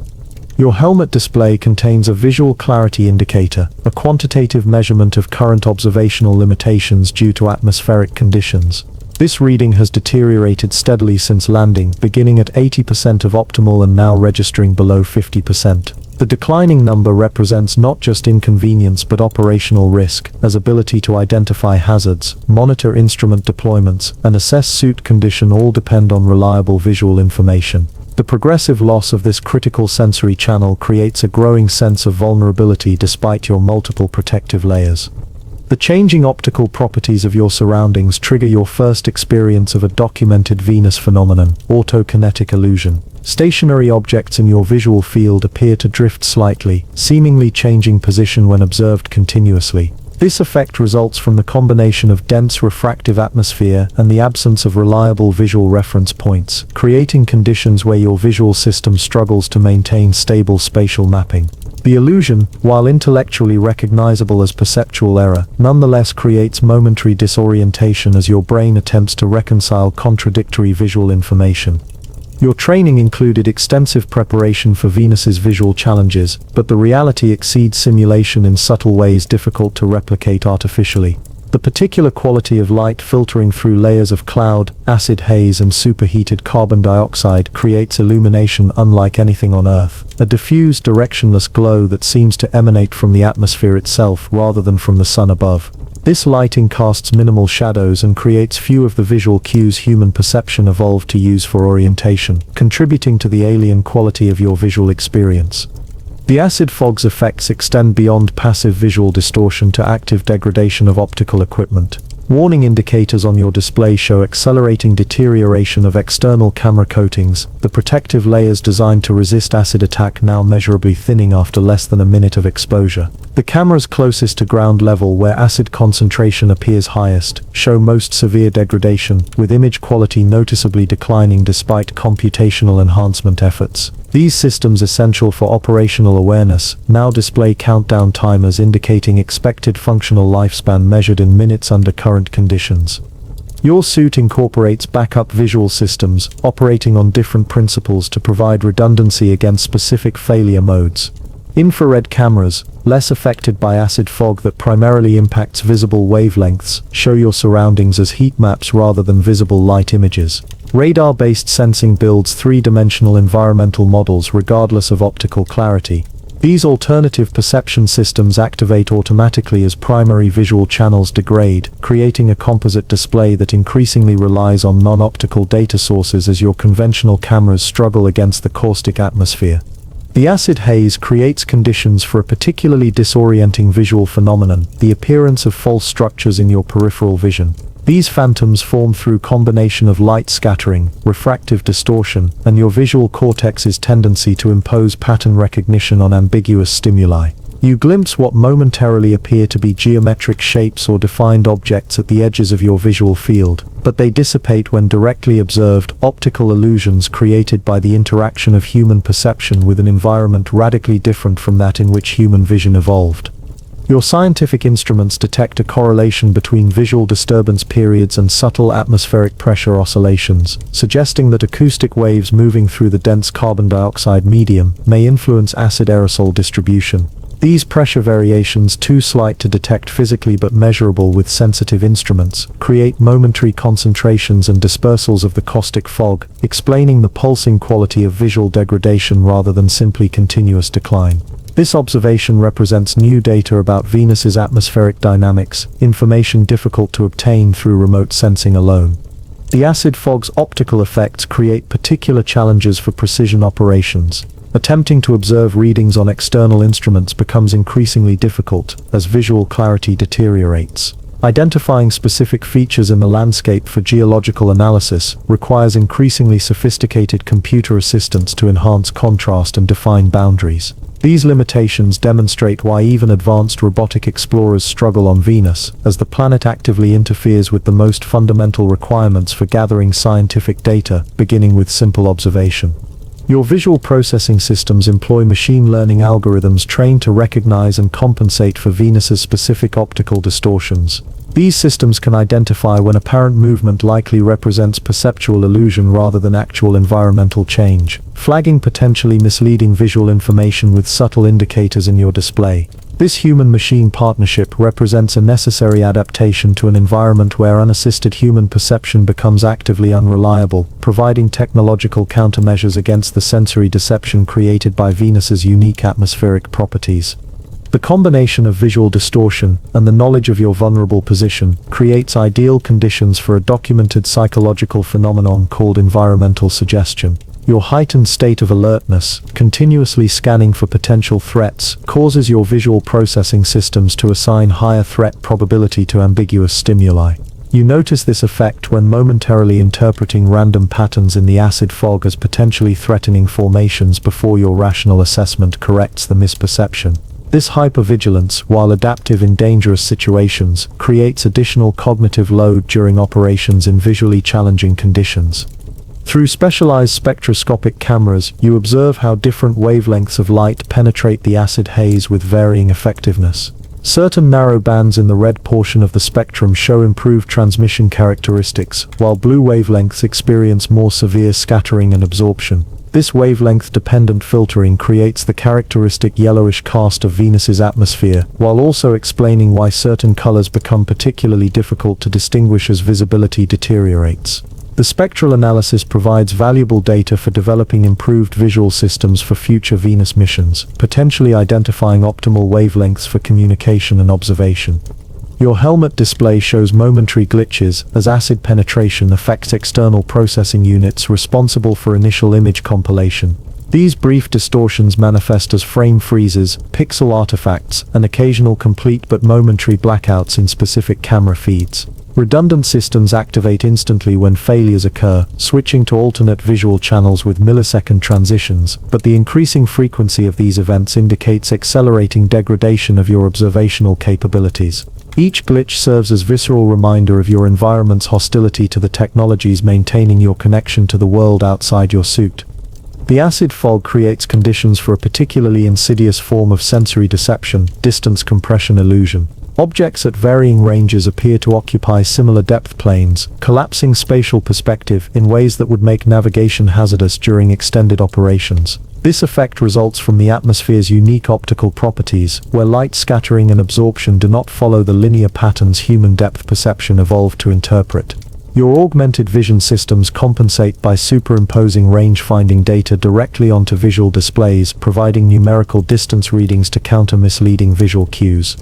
Your scientific observations include documentation of an atmospheric phenomenon theorized, but rarely observed directly, acid density waves. These visible patterns appear as subtle ripples in the yellowish haze, areas of higher and lower aerosol concentration that move across your field of view like slow-motion ocean waves. The movements correspond to complex interactions between convection currents, pressure variations, and possibly electromagnetic factors within Venus's thick atmosphere. Recording these patterns provides valuable data for atmospheric scientists studying Venus's global circulation patterns and chemical cycling. The visual challenges intensify as microscopically small acid droplets penetrate your camera system's protective countermeasures, reaching inner lens elements and electronic components. Each affected system shows characteristic failure patterns, from increasing noise in digital image sensors to growing blind spots as acid etches photosensitive surfaces. Your display shows these degradation patterns mapped in real time, tracking the progressive loss of visual capability across your observational array, and predicting complete system failure timelines measured in minutes rather than hours. The acid fog occasionally thins momentarily, creating brief windows of improved visibility that reveal the landscape with temporarily enhanced clarity. These glimpses prove almost more disorienting than continuous poor visibility, as your visual system must rapidly adjust between different perception modes, recalibrating depth perception and color recognition with each significant change in atmospheric conditions. The inconstant nature of visibility adds unpredictability to an already challenging visual environment, requiring continuous adaptation rather than allowing acclimation to stable conditions. Your helmet systems include emergency backup cameras sealed within multiple protective layers, designed to remain dormant until primary systems fail completely. The presence of these last resort visual options provides psychological reassurance, but their activation would indicate critical degradation of primary systems and significantly reduced observational capability, as these emergency systems prioritize reliability over resolution or feature richness. That they remain inactive thus far indicates your primary systems continue functioning despite the hostile conditions, a testament to the engineering margins incorporated into your protection. The acid haze interacts with Venus's natural electrical phenomena, occasionally creating visible discharges similar to lightning, but with distinctive characteristics unique to the Venusian environment. These momentary flashes appear muted and diffuse compared to Earth lightning, their light scattered by the dense particle-filled atmosphere. Each discharge temporarily alters the optical properties of the surrounding haze, creating expanding rings of visual distortion that propagate outward from the energy release point, another visual phenomenon with no direct Earth equivalent. Your perception of color continues to shift as acid degradation affects camera color filtration systems. Reds increasingly blend toward oranges, blues become indistinguishable from greens, and the overall palette continues its shift toward yellow ochre monotones. Your augmented reality system attempts compensation, applying increasingly aggressive color correction algorithms, but these reach their functional limits as the raw visual data grows more corrupted. This progressive loss of color discrimination represents another sensory dimension deteriorating under Venus's assault, further distancing your perceptual experience from familiar terrestrial baselines. The acid fog's effects extend beyond vision to impact other sensor systems. Laser-based rangefinders show decreasing accuracy as their beams scatter unpredictably in the aerosol-laden atmosphere. Spectroscopic analysis of surface materials becomes increasingly contaminated by atmospheric interference. Even radar returns display characteristic distortion as the electrically conductive acid particles create signal attenuation and reflection effects. This degradation of multiple sensing modalities simultaneously represents a coordinated environmental assault on your observational capabilities, a demonstration of why Venus resists scientific investigation so effectively. Your training included protocols for maintaining operational effectiveness during severe visual degradation, procedures now activated as visibility continues to deteriorate. These include increased reliance on instrument data rather than direct observation, implementation of movement restrictions to prevent navigation errors, and activation of enhanced position tracking systems that maintain precise spatial awareness independent of visual reference points. These adaptations allow continued function in conditions where unassisted human performance would degrade to dangerous levels, another example of technology extending capability beyond biological limitations. The acid fog occasionally forms into localized regions of increased density that your cameras capture as drifting yellow clouds within the already hazy atmosphere.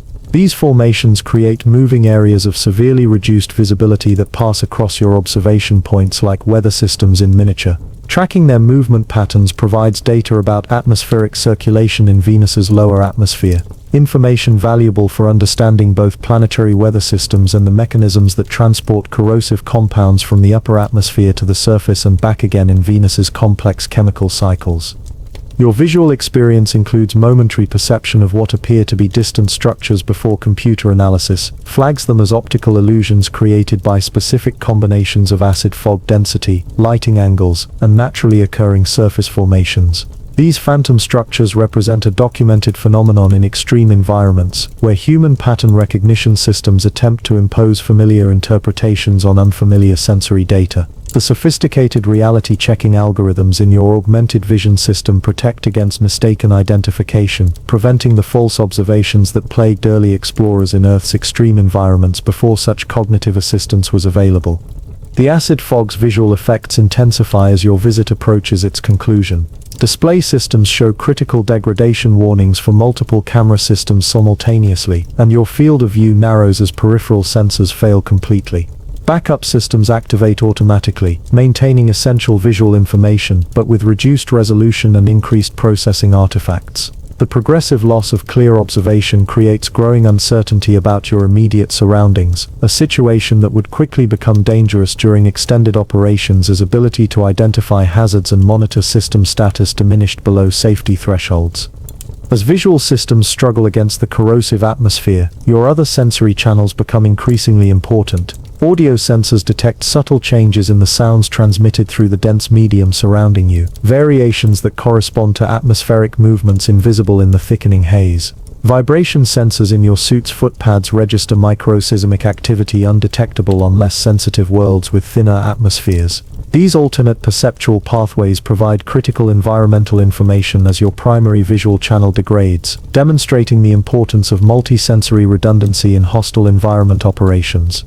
The final moments of your brief Venus excursion unfold in a visual environment degraded almost beyond recognition. The landscape visible through your remaining functional cameras appears as little more than vague shapes in a yellow-brown haze, colors shifted beyond normal recognition, and distances rendered as uncertain approximations.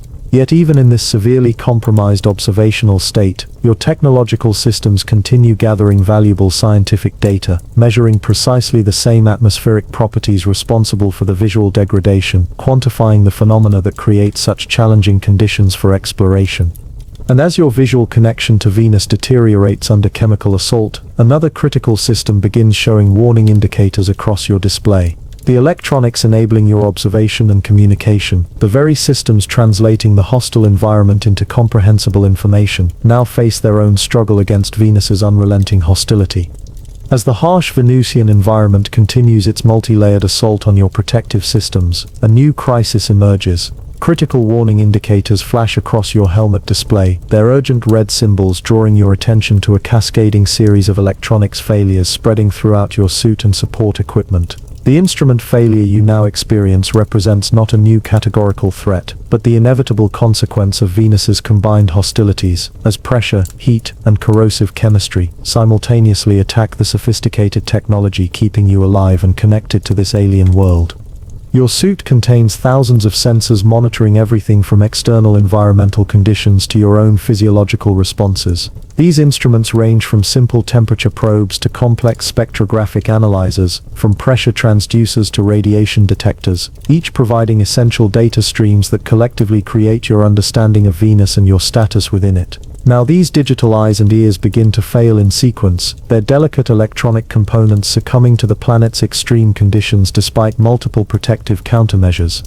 The first failures appear in externally mounted science packages, instruments deliberately positioned with minimal protection to maximize data collection. A rock composition analyzer stops mid-measurement, its spectrographic display freezing before dissolving into random pixels and finally going dark. A seismic vibration detector shows wildly fluctuating readings before outputting clearly impossible values, then fails entirely. An atmospheric gas sampler designed to detect trace noble gases shows error codes indicating valve seizure, its collection mechanism immobilized by the combination of heat, pressure, and corrosive contamination. Your helmet display adapts to these failures in real time, rerouting data streams and activating backup systems where available. Instrument status indicators shift from reassuring green to cautionary yellow to alarming red across your field of view, creating a visual representation of Venus's accelerating victory over human technology. Each failed system narrows your understanding of your surroundings, removing data sources one by one as your digital connection to Venus deteriorates under the planet's relentless assault.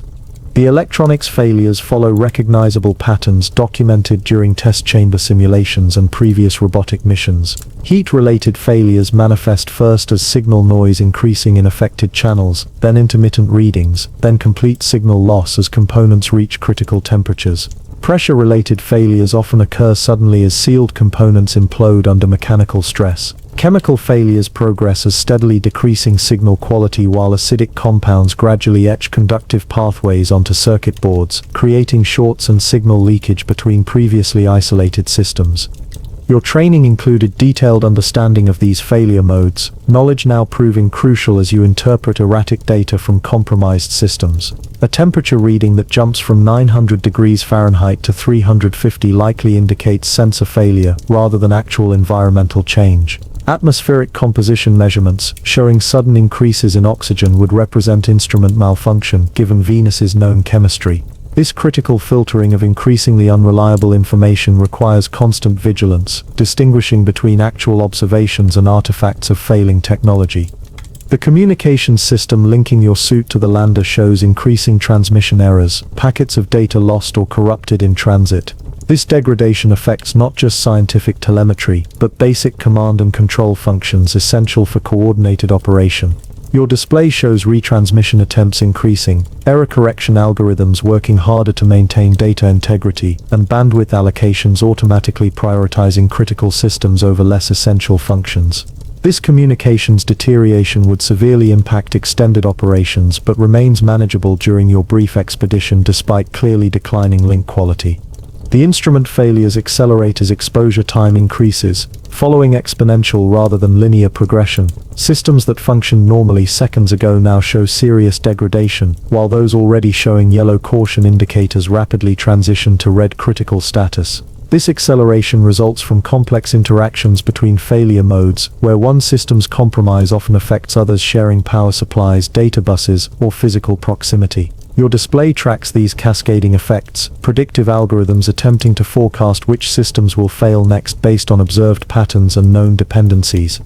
Your suit's environmental monitoring depends on multiple redundant sensors for critical functions, a design philosophy now proving its value as primary instruments fail. When the main external temperature probe fails, readings seamlessly switch to backup systems with minimal data interruption. When primary pressure sensors show clearly erroneous values, voting algorithms automatically discount them in favor of still functioning alternatives. This redundancy creates defense in depth against instrument failure, maintaining critical awareness of life-threatening parameters, even as individual components succumb to Venus's extreme conditions. The pattern of failures reveals much about Venus's specific hostilities. Electronics near acid condensation points fail first, particularly those with exposed contacts or insufficient chemical sealing. Components experiencing highest heat loads follow closely behind, especially systems with active cooling requirements like image processors and high-speed data relay points. Mechanical systems with moving parts degrade rapidly under the combined pressure and temperature, actuators freezing and precision mechanisms jamming as lubricants fail, and differential expansion binds previously free-moving components. Your suit's power systems show concerning changes as instrument failures spread throughout your protection. Current draws fluctuate unpredictably, as failing components create short circuits and power leakage pathways. Heat generation increases in affected subsystems, creating additional thermal load on already strained cooling capacity. Battery efficiency decreases as cells experience operating temperatures approaching their design limits. These power anomalies represent a particularly serious threat category, as energy remains the fundamental resource enabling all protective functions, keeping you alive in Venus's hostile environment. The scientific instruments deployed on extendable booms from the lander suffer particularly severe degradation. These devices, necessarily positioned away from the main vehicle's protective systems to gather uncontaminated samples, experience the full brunt of Venus's environment with minimal shielding. Their failures provide valuable engineering data about specifically which components and materials reach failure points first, information that will guide future Venus mission design even as it reduces your current scientific capabilities. Each lost instrument represents both immediate data reduction and long-term knowledge gain, a trade that only direct exposure to Venus can provide. Your helmet display adapts to the spreading instrument failures, reconfiguring to emphasize still reliable data sources, while clearly marking compromised information. Readings from failed sensors appear grayed out or replaced with last known reliable values explicitly timestamped to prevent misinterpretation. Critical systems receive increased display prominence as secondary instruments fail, ensuring most vital information remains clearly visible, despite the growing list of compromised data sources. These adaptive interface changes represent another layer of protection, managing information presentation to maintain situational awareness even as raw data quality deteriorates. The most concerning failures affect life support monitoring systems. Oxygen sensors begin showing fluctuating values, making precise tracking of breathing gas composition increasingly uncertain. Carbon dioxide scrubber efficiency indicators display intermittent readings, creating momentary uncertainty about this critical life support function. Temperature sensors monitoring your microclimate show increasing variance between redundant readings, widening the error bars on this essential parameter. While these monitoring failures do not directly compromise the actual life support functions, they create growing uncertainty about your true status, a potentially dangerous information gap during extended operations. Your neural interface systems, the direct connections between your nervous system and the suit's computerized controls, implement additional validation protocols as instrument failures spread. These systems automatically increase confirmation requirements for critical commands, requiring multiple consistent inputs before executing actions with potential safety implications. This increased validation creates slight delays in response time but protects against executing commands based on corrupted data or misinterpreted sensory input, an essential precaution as information reliability decreases across multiple channels simultaneously. The camera systems supporting your visual awareness show progressive degradation beyond the acid fog effects discussed previously. Digital artifacts appear with increasing frequency, from momentary pixel errors to complete frame freezes. Image processing algorithms struggle to compensate, applying increasingly aggressive correction techniques that themselves begin introducing distortions as they work with deteriorating raw data. Color fidelity continues its shift away from accuracy, and depth mapping becomes increasingly approximate as ranging sensors provide less reliable distance information. These visual system failures further isolate you from your surroundings, reducing your observational connection to Venus as instruments fail one after another. Your suit's internal diagnostics constantly re-evaluate remaining operational capabilities, providing regularly updated mission parameter limitations based on current system status. Time to critical failure predictions decrease for multiple systems simultaneously, and safety margins narrow across primary life support functions. Backup systems activate automatically as primaries fail, maintaining essential capabilities, but with reduced performance or increased power consumption. These cascading adaptations represent your suit's programmed response to progressive system degradation, a technological immune system fighting to maintain crucial functions despite spreading failures. The communications link to orbiting support systems shows increasing disruption as ground-based transmitter components degrade. Signal strength fluctuates unpredictably, data rates automatically decrease to maintain connection quality, and error correction overhead consumes growing bandwidth percentage. Your direct voice channel remains functional but with increasing noise and occasional dropouts, while high-bandwidth data transfers become increasingly unreliable. This communications degradation represents another form of increasing isolation, your connection to support systems beyond Venus gradually failing as planet-side electronics succumb to the hostile environment. Your scientific instruments continue gathering valuable data even as they fail, their degradation patterns themselves providing important engineering information. The specific ways in which different components and materials fail under Venus's combined assault of pressure, temperature, and chemistry offers crucial insights for future mission design. Telemetry logs record precisely which elements reach critical failure points first, which degrade gradually versus catastrophically, and which protective measures prove most and least effective. This failure data may ultimately prove as valuable as the intended scientific measurements, a silver lining to the rapid instrument degradation you experience. The instrument failures create cascading effects on mission operations.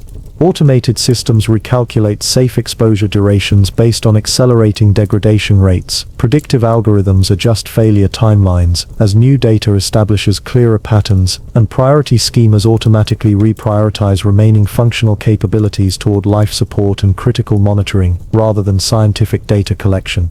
These operational adaptations reflect predetermined response protocols, shifting from normal operations to increasingly conservative survival-focused parameters as system reliability declines across multiple categories simultaneously. Your suit's computer systems themselves begin showing signs of thermal stress as cooling capacity diminishes. Processing speeds throttle automatically to reduce heat generation, non-essential background functions terminate to preserve resources, and error-checking routines run with increased frequency to catch potential calculation errors resulting from component degradation. These computing adjustments maintain essential functionality at the cost of reduced performance, another trade-off necessitated by Venus's hostile environment gradually overwhelming your protective technology. The scientific data transmission to orbiting systems takes on new urgency as instrument failures accelerate. Your systems automatically increase transmission frequency for degrading sensors, prioritizing sending their data while still somewhat reliable rather than risking complete loss. Compression algorithms adapt to focus bandwidth on most scientifically significant information, and error correction overhead increases to ensure data integrity despite deteriorating transmission quality. These adaptations represent attempts to salvage maximum scientific value from your brief visit despite the rapidly failing instruments gathering that information.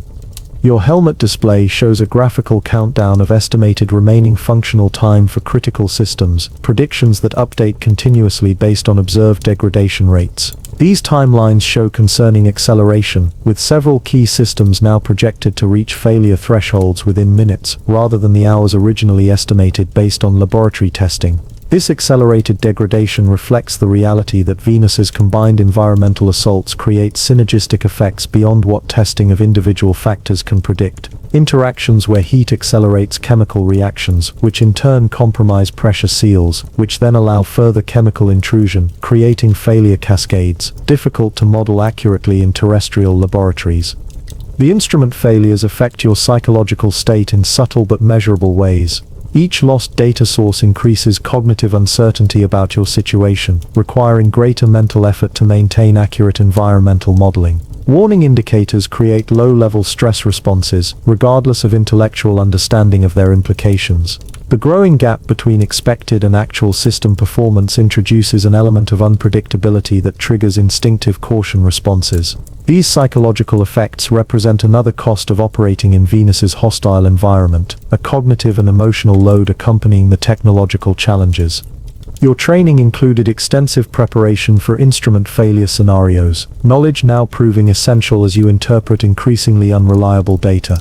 Pattern recognition skills allow identification of failure signatures versus actual environmental changes. Experience with degraded operations guides prioritization of remaining capabilities, and familiarity with system architecture enables mental modeling of interdependencies between failing and still functional components. This specialized knowledge transforms what could be a disorienting cascade of failures into a managed degradation, maintaining operational effectiveness despite deteriorating technological support.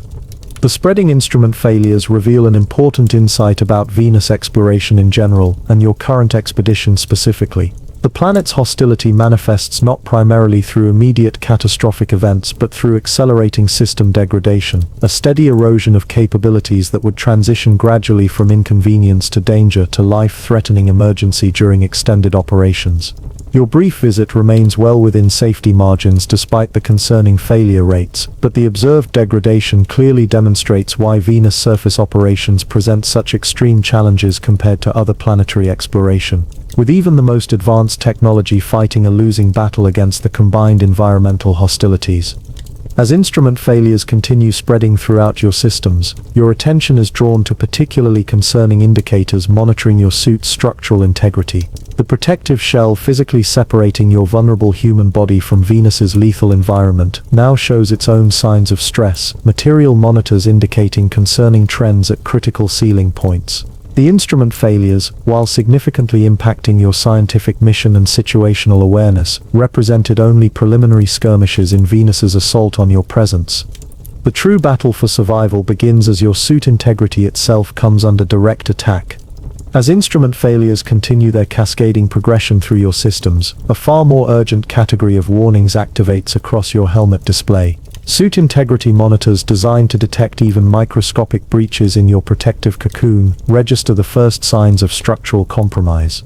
Unlike electronic failures that merely reduce capabilities, suit breaches represent direct threats to survival, the beginning of physical pathways between your vulnerable human body and the lethal Venusian environment separated by increasingly stressed protective layers.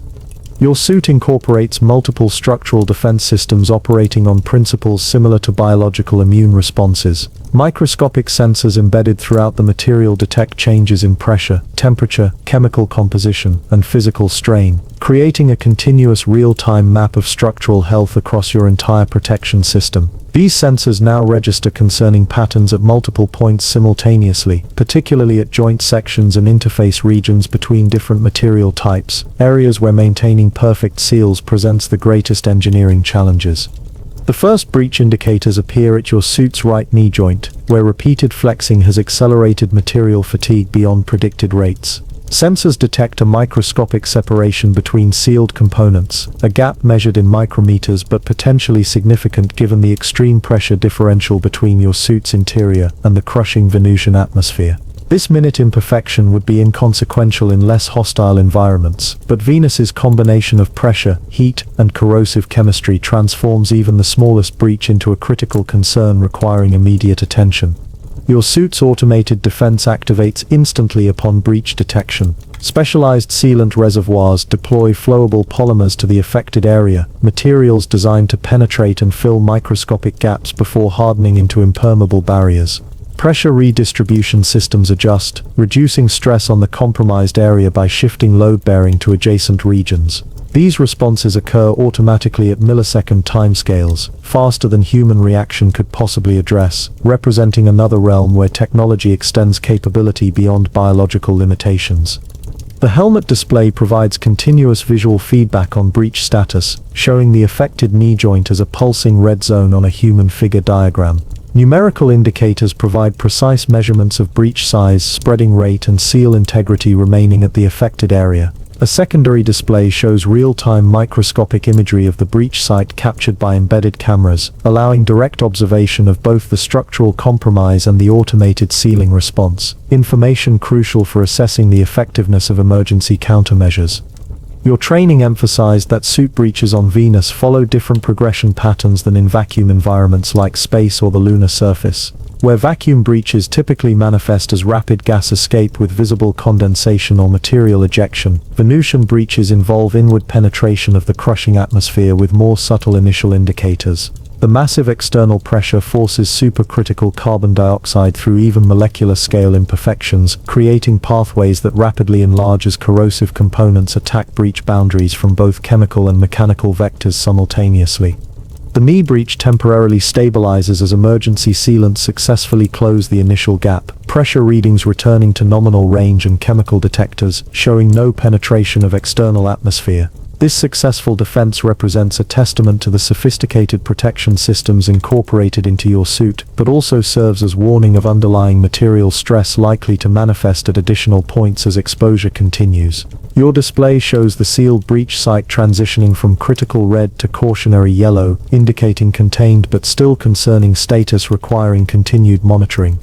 As your attention focuses on the stabilized knee breach, new integrity warnings activate at your left wrist connector ring, the sealed junction where your glove attaches to the main suit. This region experiences particularly severe stress due to both mechanical movement and the significant temperature gradient between your body and the external environment. Sensors detect not a physical gap, but a concerning change in material properties as specialized polymers begin to degrade under combined thermal and chemical attack, their molecular structures altering in ways that reduce physical strength and elastic response.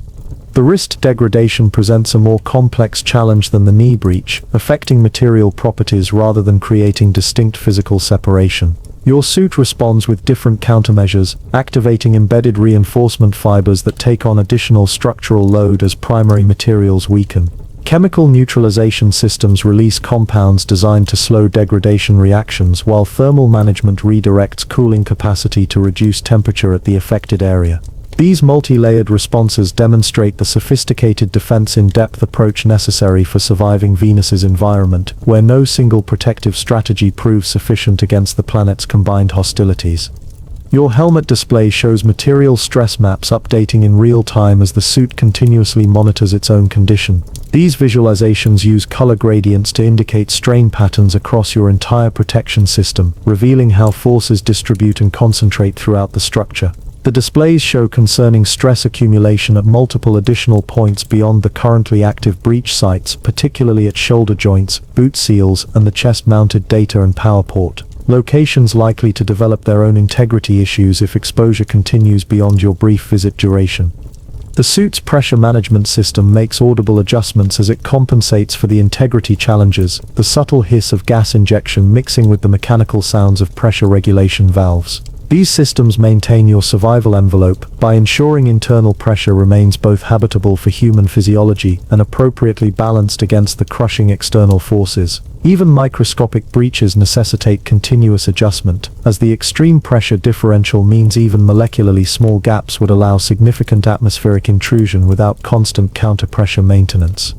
Your training included recognition of the psychological impacts of suit breaches, preparation now proving valuable as you manage your response to these critical warnings. Research on astronauts and deep-sea divers demonstrates that protection system compromises create stronger stress responses than other emergency types, triggering primal survival instincts related to breathing and bodily integrity. Your heart rate has increased 12% since the first breach alert, despite intellectual understanding of the effective countermeasures deployed, a physiological response difficult to suppress through conscious control alone.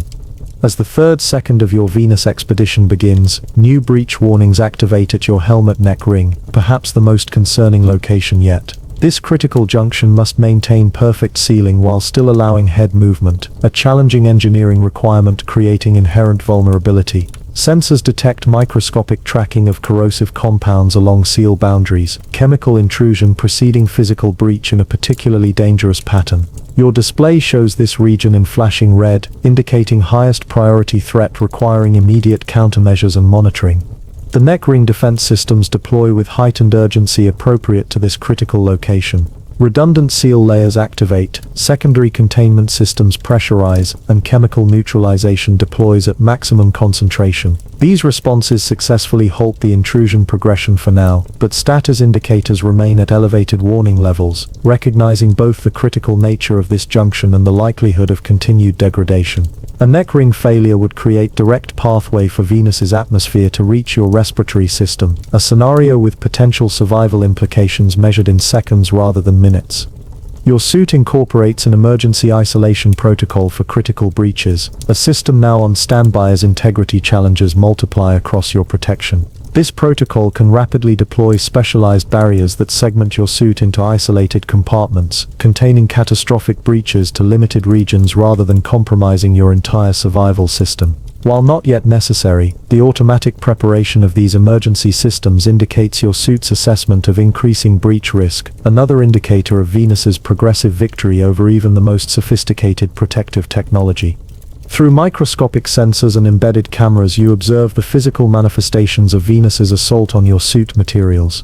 At breach boundaries, specialized polymers intended to remain flexible for joint movement now show molecular restructuring under extreme heat, their carefully engineered elastic properties degrading toward brittleness. Metallic components display microscopic corrosion patterns where acid has penetrated protective coatings, crystal structures altered through chemical replacement reactions. Composite materials show delamination at previously invisible manufacturing boundaries, layers separating under combined pressure and thermal stress. These observations provide critical materials science data about degradation mechanisms active in Venus's unique environment. Your suit's structural health monitoring includes predictive modeling of breach progression based on observed degradation rates. These models update continuously as new data arrives, providing time to failure estimates for critical components and junctions. The projections show concerning acceleration beyond pre-mission estimates, with multiple seal points now expected to reach critical compromise thresholds within minutes rather than the hours predicted from laboratory testing. This accelerated degradation reflects the synergistic effects of Venus's multiple environmental hostilities, interactions difficult to replicate precisely in terrestrial test facilities. A particularly concerning breach pattern develops at your backpack connection points, where life support, power, and cooling systems attach to your main suit structure. These junctions bear significant mechanical loads while also requiring perfect sealing around multiple pass-through connections for power, data, and fluid transfer. Sensors detect microscopic separations developing between connection flanges, gaps tiny in absolute terms but growing at measurable rates as materials experience thermal expansion at different rates. The criticality of these particular junctions triggers heightened defense response, with sealant systems deploying at maximum concentration and mechanical tensioners automatically adjusting to compensate for material changes. The suit's atmospheric monitoring detects the first trace contaminants from the Venusian environment penetrating to intermediate layers of your protection. Chemical sensors identify sulfur dioxide, hydrogen sulfide, and carbon disulfide molecules in parts per million concentrations within secondary containment zones, not yet reaching your breathing air, but indicating progressive degradation of outer protective barriers. These detections trigger additional life support responses, with air filtration systems increasing processing rates and chemical scrubbers activating enhanced contamination protocols to protect against potential breakthrough to your respiration system. Your helmet display continuously updates breach status across your entire suit, the human figure diagram now showing multiple highlighted regions in various warning colors. The visualization resembles a medical diagnostic image, identifying and classifying threats to your protective integument with clinical precision. This information allows both automated systems and your own decision-making to prioritize responses appropriately, focusing resources on most critical vulnerabilities while monitoring less severe compromises for potential escalation. The growing collection of highlighted regions provides stark visual representation of Venus's accelerating victory over your protective technology. The breach at your right knee, previously stabilized by emergency sealants, shows signs of reactivation as degradation continues despite countermeasures. Microscopic imaging reveals the polymer sealants themselves now suffering chemical attack, their molecular structures breaking down under the combined effects of heat, pressure, and corrosive chemistry. Secondary defense systems activate, applying different sealant compositions designed to resist specific degradation mechanisms identified in the primary layer. This defense-in-depth approach buys precious time, but the progression clearly demonstrates the limited duration of even the most sophisticated protection against Venus's relentless environmental assault. Your suit's power consumption increases significantly as breach defense systems activate across multiple locations simultaneously. Emergency sealant deployment, enhanced pressure regulation, additional cooling at compromise points, and increased atmospheric processing all demand energy beyond normal operational requirements. The power management system automatically adjusts, reducing allocation to non-critical functions while maintaining full support for life-sustaining systems.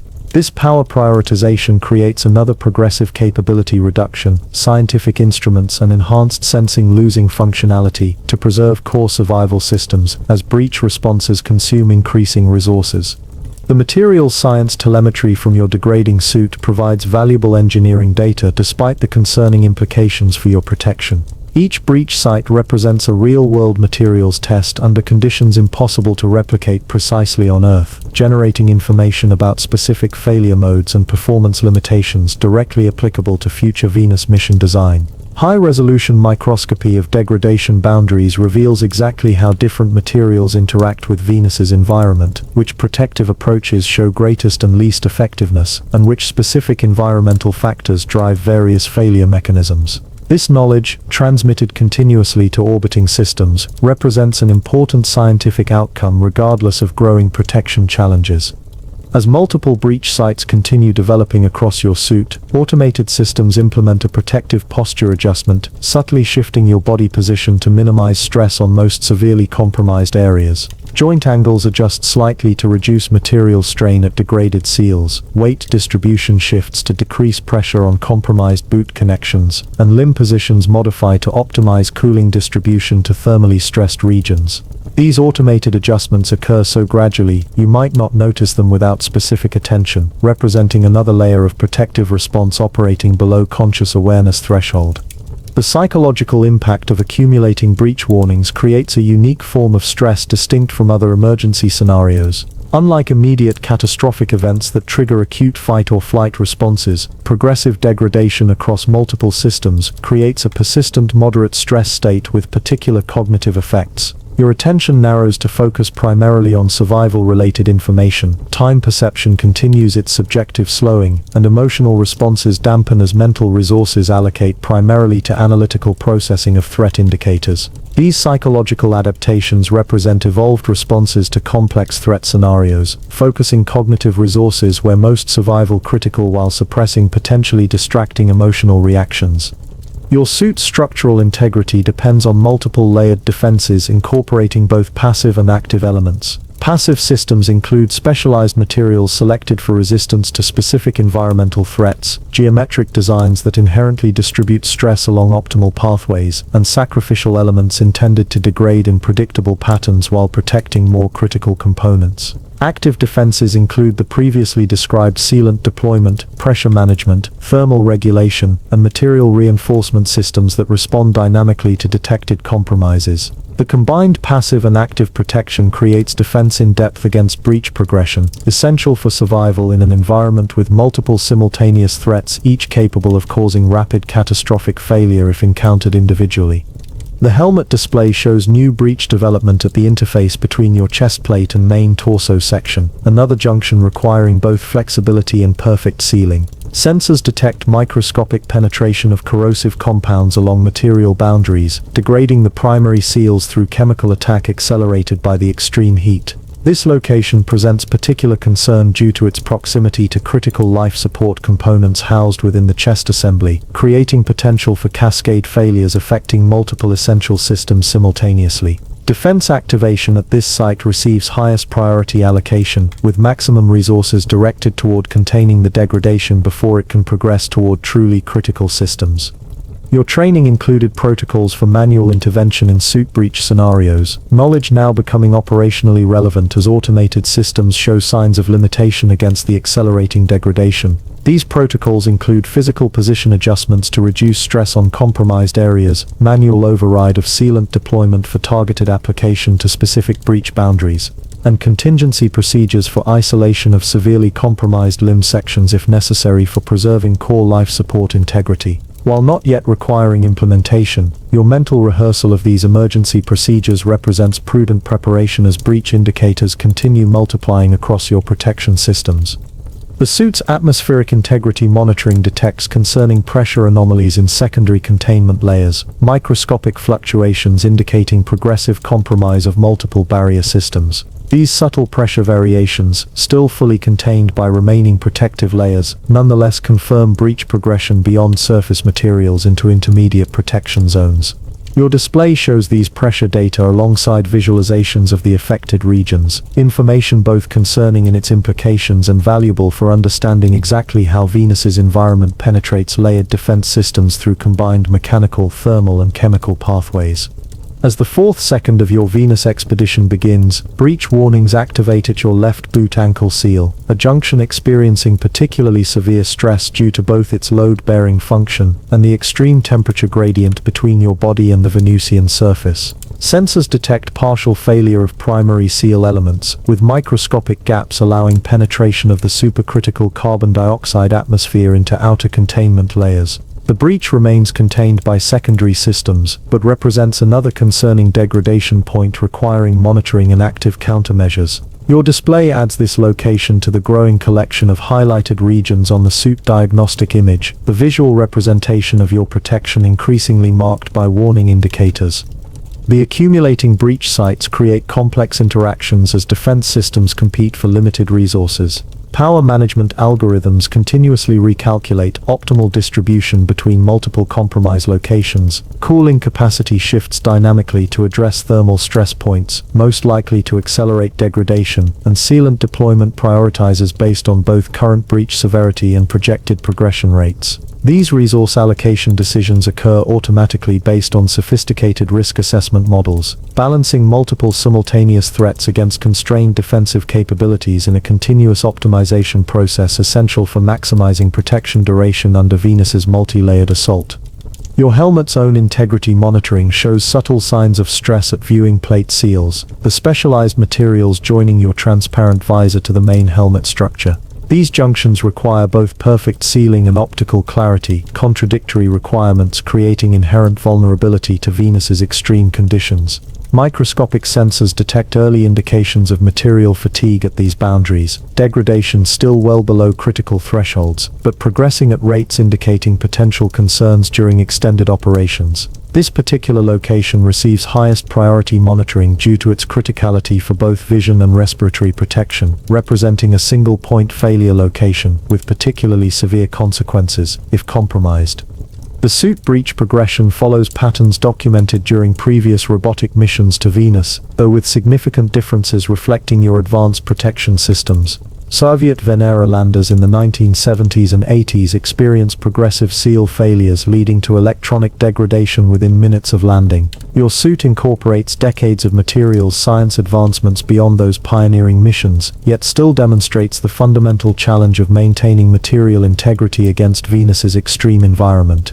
The similarity in progression patterns despite vast technological advancement demonstrates the extraordinary difficulty of engineering for sustained operations in this uniquely hostile planetary environment. Your suit's microscopic imaging systems provide unprecedented real-time visualization of material degradation mechanisms active at breach boundaries. These observations show polymer chains breaking under thermal stress, molecular bonds reorganizing under chemical attack, and microscopic fracture propagation under mechanical load. The imagery reveals exactly how Venus's combined environmental factors attack protective materials, information valuable not just for planetary exploration but for materials science applications, including industrial chemical containment, deep-sea equipment design, and extreme environment robotics. This scientific data continues transmitting to orbiting systems despite the concerning implications for your protection integrity. The psychological weight of accumulating breach warnings creates a difficult balance between appropriate vigilance and counterproductive hypervigilance. Your training emphasized maintaining optimal situational awareness while avoiding excessive focus on threatening stimuli, a balance now requiring conscious attention as warning indicators multiply across your display. Research on high-risk professionals including astronauts and deep-sea divers indicates that attention allocation represents a critical skill during protection system compromises, requiring sufficient awareness of threats while maintaining cognitive resources for problem-solving and operational decision-making rather than becoming fixated on danger indicators alone. Your suit's emergency isolation systems prepare for potential escalation as breach sites continue developing across your protection. These systems, designed to compartmentalize catastrophic failures and preserve core life support even if limb sections become fully compromised, verify deployment mechanisms and confirm barrier integrity in preparation for potential activation. While still on standby rather than actively deployed, the advanced preparation state indicates your suit's assessment of increasing breach probability beyond what automated repair systems can indefinitely contain. This contingency preparation represents another defense layer, acknowledging the possibility of significant protection failures while establishing mechanisms to preserve survival despite such eventualities. The material degradation observable at breach sites provides unique scientific insights into Venus's specific environmental effects. Certain specialized polymers engineered for extreme chemical resistance show unexpected degradation patterns when exposed to the combination of high temperature, pressure, and Venus's specific atmospheric composition. These observations suggest previously unknown interaction mechanisms between environmental factors, chemical information relevant to both future mission design and fundamental materials science. Your detailed observations of these degradation patterns contribute valuable scientific data even as they indicate concerning progression of your protection system compromise. As the fifth and final second of your Venus expedition begins, your suit integrity shows significant degradation across multiple systems simultaneously. What began as isolated microscopic breaches has progressed to coordinated challenges against your entire protective envelope, with compromise indicators active at most major joint sections, interface regions, and connection points. While still maintained within survivable parameters by active defense systems, the protection deterioration clearly demonstrates the time-limited nature of any human presence on Venus, where even the most advanced materials and systems fight a losing battle against the planet's extreme environment. The final moments of your brief visit unfold with breach defense systems operating at maximum capacity across your entire suit. Sealant reservoirs approach depletion at multiple locations, thermal management struggles to maintain safe temperatures at degradation boundaries, and pressure compensation works continuously to counteract the progressive compromise of structural barriers. Your display shows countdown timers for critical systems now measuring projected remaining functionality in minutes rather than hours, clear indication that even your advanced protection approaches its operational limits under Venus's relentless assault. As you prepare for departure from this hostile world, your attention shifts to a new environmental challenge. Beyond the breaches already testing your protection to its limits, external conditions create another threat to your survival and extraction. The dense, supercritical atmosphere moves with surprising force, creating wind conditions unlike anything experienced on Earth, another aspect of Venus's unique hostility now manifesting around your increasingly vulnerable position. As your suit integrity continues its concerning degradation under Venus's relentless assault, a new environmental factor announces itself with mounting intensity. Your external sensors detect increasing atmospheric movement, the beginning of what scientists classify as supercritical carbon dioxide winds. Unlike the familiar air currents of Earth or the thin breezes of Mars, Venus's winds possess unique properties resulting from the extraordinary density and pressure of its atmosphere, creating forces that combine aspects of both gaseous flows and liquid currents in a phenomenon with no exact terrestrial equivalent. The first indication comes through acoustic sensors, which register a low-frequency rumble gradually increasing in volume. This sound propagates through Venus's dense atmosphere with unusual clarity, the supercritical carbon dioxide transmitting acoustic energy with efficiency closer to water than to Earth's air. The rising audio signature matches patterns documented during previous robotic missions, indicating the approach of a weather system unique to Venus's lower atmosphere, one of many circulation patterns constantly flowing across the planet's surface, despite the crushing pressure that might intuitively suggest atmospheric stagnation. Your suit's external pressure sensors detect subtle oscillations in the ambient environmental pressure, variations of less than 1% but significant given the 92 atmosphere's baseline. These pressure waves represent the leading edge of the wind system approaching your position, pressure fronts moving through the dense atmospheric ocean at velocities approaching 30 miles per hour. Even these initial pressure variations create noticeable forces against your suit, subtle pushes that register through your protection despite its substantial mass and stability systems. The anemometer extending from your lander registers steadily increasing wind speed, numbers climbing from initial readings of 20 miles per hour through 30 and continuing upward. These velocities might seem modest compared to storm systems on Earth, but Venus's atmospheric density transforms even moderate wind speeds into forces resembling underwater currents rather than conventional air movement. The supercritical carbon dioxide flowing around your position carries momentum more akin to moving water than familiar wind, its density creating mechanical forces orders of magnitude greater than winds of comparable speed on Earth.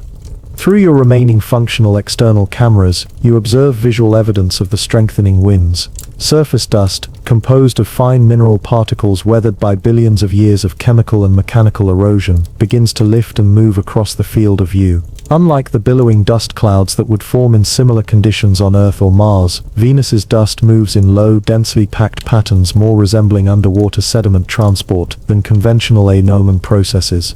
The site provides another reminder of the alien fluid dynamics governing this extreme environment, where familiar materials behave according to unfamiliar rules. Your suit's stability systems activate as wind forces increase, gyroscopic sensors detecting your body's slight movement under the growing lateral pressure. Automatic adjustments to your positioning servos engage, subtle pressures from internal mechanical elements helping maintain your stability against the external forces.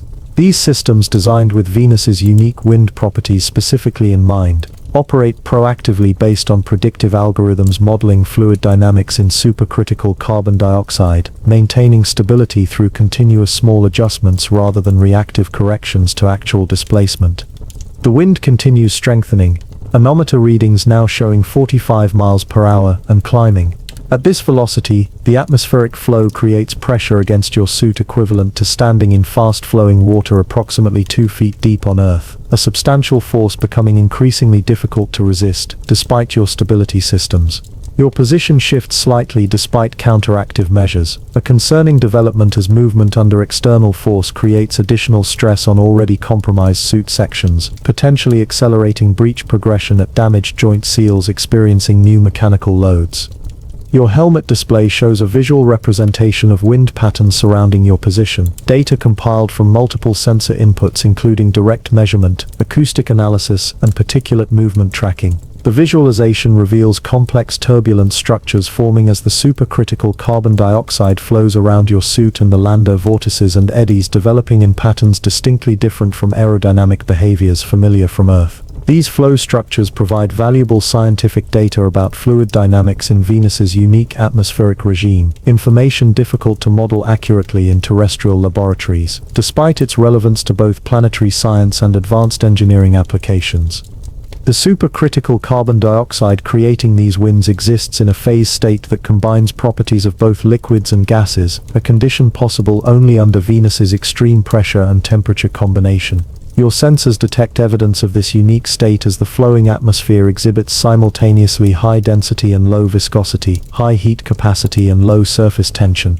These seemingly contradictory properties create the distinctive fluid dynamics you now experience, environmental behaviors that challenge intuitive understanding based on Earth experience, while presenting both unique hazards and potentially valuable industrial applications if properly understood and harnessed.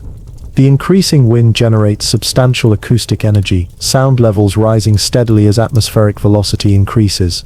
Unlike Earth winds that create sound primarily through interaction with solid objects, Venus's dense atmosphere generates significant acoustic energy through turbulence alone, pressure variations propagating as sound waves with surprising efficiency.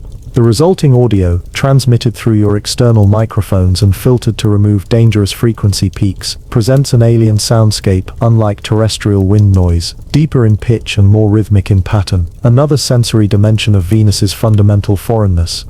Your suit's external temperature sensors register slight cooling at surfaces facing directly into the wind, a counterintuitive finding given that the flowing atmosphere itself registers 870 degrees Fahrenheit, essentially identical to ambient conditions. This localized cooling effect results from increased heat transfer efficiency, where fresh atmospheric material continuously contacts your suit, rather than forming a relatively static boundary layer. The effect benefits your thermal management system slightly, but creates new engineering challenges as temperature differentials across your protection increase, generating additional thermal stress at material boundaries and sealed junctions. The wind velocity continues its climb, now reaching 60 miles per hour with gusts approaching 75.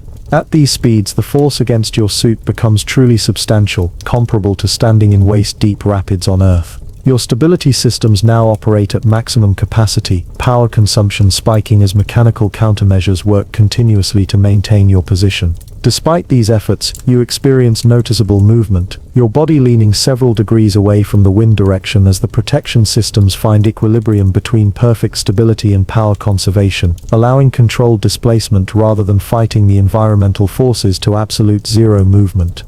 Your scientific instruments detect interesting compositional variations in the wind flow, suggesting this weather system may be transporting material from distant surface regions. Spectroscopic analysis identifies trace mineral compounds consistent with volcanic terrains located several hundred kilometers upwind, microscopic particles entrained in the dense atmosphere and carried efficiently by the supercritical flow. These findings highlight Venus's capacity for material transport despite its hostile conditions. Atmospheric circulation continuously redistributing surface materials through mechanical processes operating alongside the more obvious chemical weathering dominant in this extreme environment. The wind creates new challenges for your suit's already stressed integrity. Pressure distribution across your protection shifts significantly, as atmospheric flow creates higher force on windward surfaces and relative suction on leeward areas. This differential loading stresses seals and junction points in new patterns distinct from the relatively uniform pressure experienced under static conditions. Your suit's breach management systems adapt to these changing stress patterns, redistributing sealant deployment and reinforcement resources to address new vulnerability points created by the dynamic loading, another example of defensive systems operating continuously against evolving threats. Your helmet display shows concerning movement of the lander itself, the massive vehicle designed primarily for vertical stability now experiencing measurable displacement under the horizontal force of the strengthening wind. Stabilization systems activate, extending additional ground contact elements that dig into the surface material to resist movement. These measures succeed in halting major displacement, but sensors continue registering micro-movement, subtle vibrations transmitted through your connection to the vehicle. This vibration creates additional challenges for both scientific instruments and suit integrity, adding mechanical oscillation to the already substantial list of environmental stresses testing your protection. The wind patterns visible through particulate movement reveal complex interactions between atmospheric flow and surface topography. Even relatively minor terrain features create significant disruptions in the wind pattern, generating turbulent structures that propagate for surprising distances through the dense medium. These observations provide valuable data about boundary layer dynamics in supercritical fluids, physical processes with applications ranging from advanced energy systems to novel manufacturing techniques. Your instruments capture detailed measurements of these flow patterns, scientific data gathering continuing despite the mounting challenges to your protection systems. As wind speeds approach 70 miles per hour, your stability reaches concerning limits.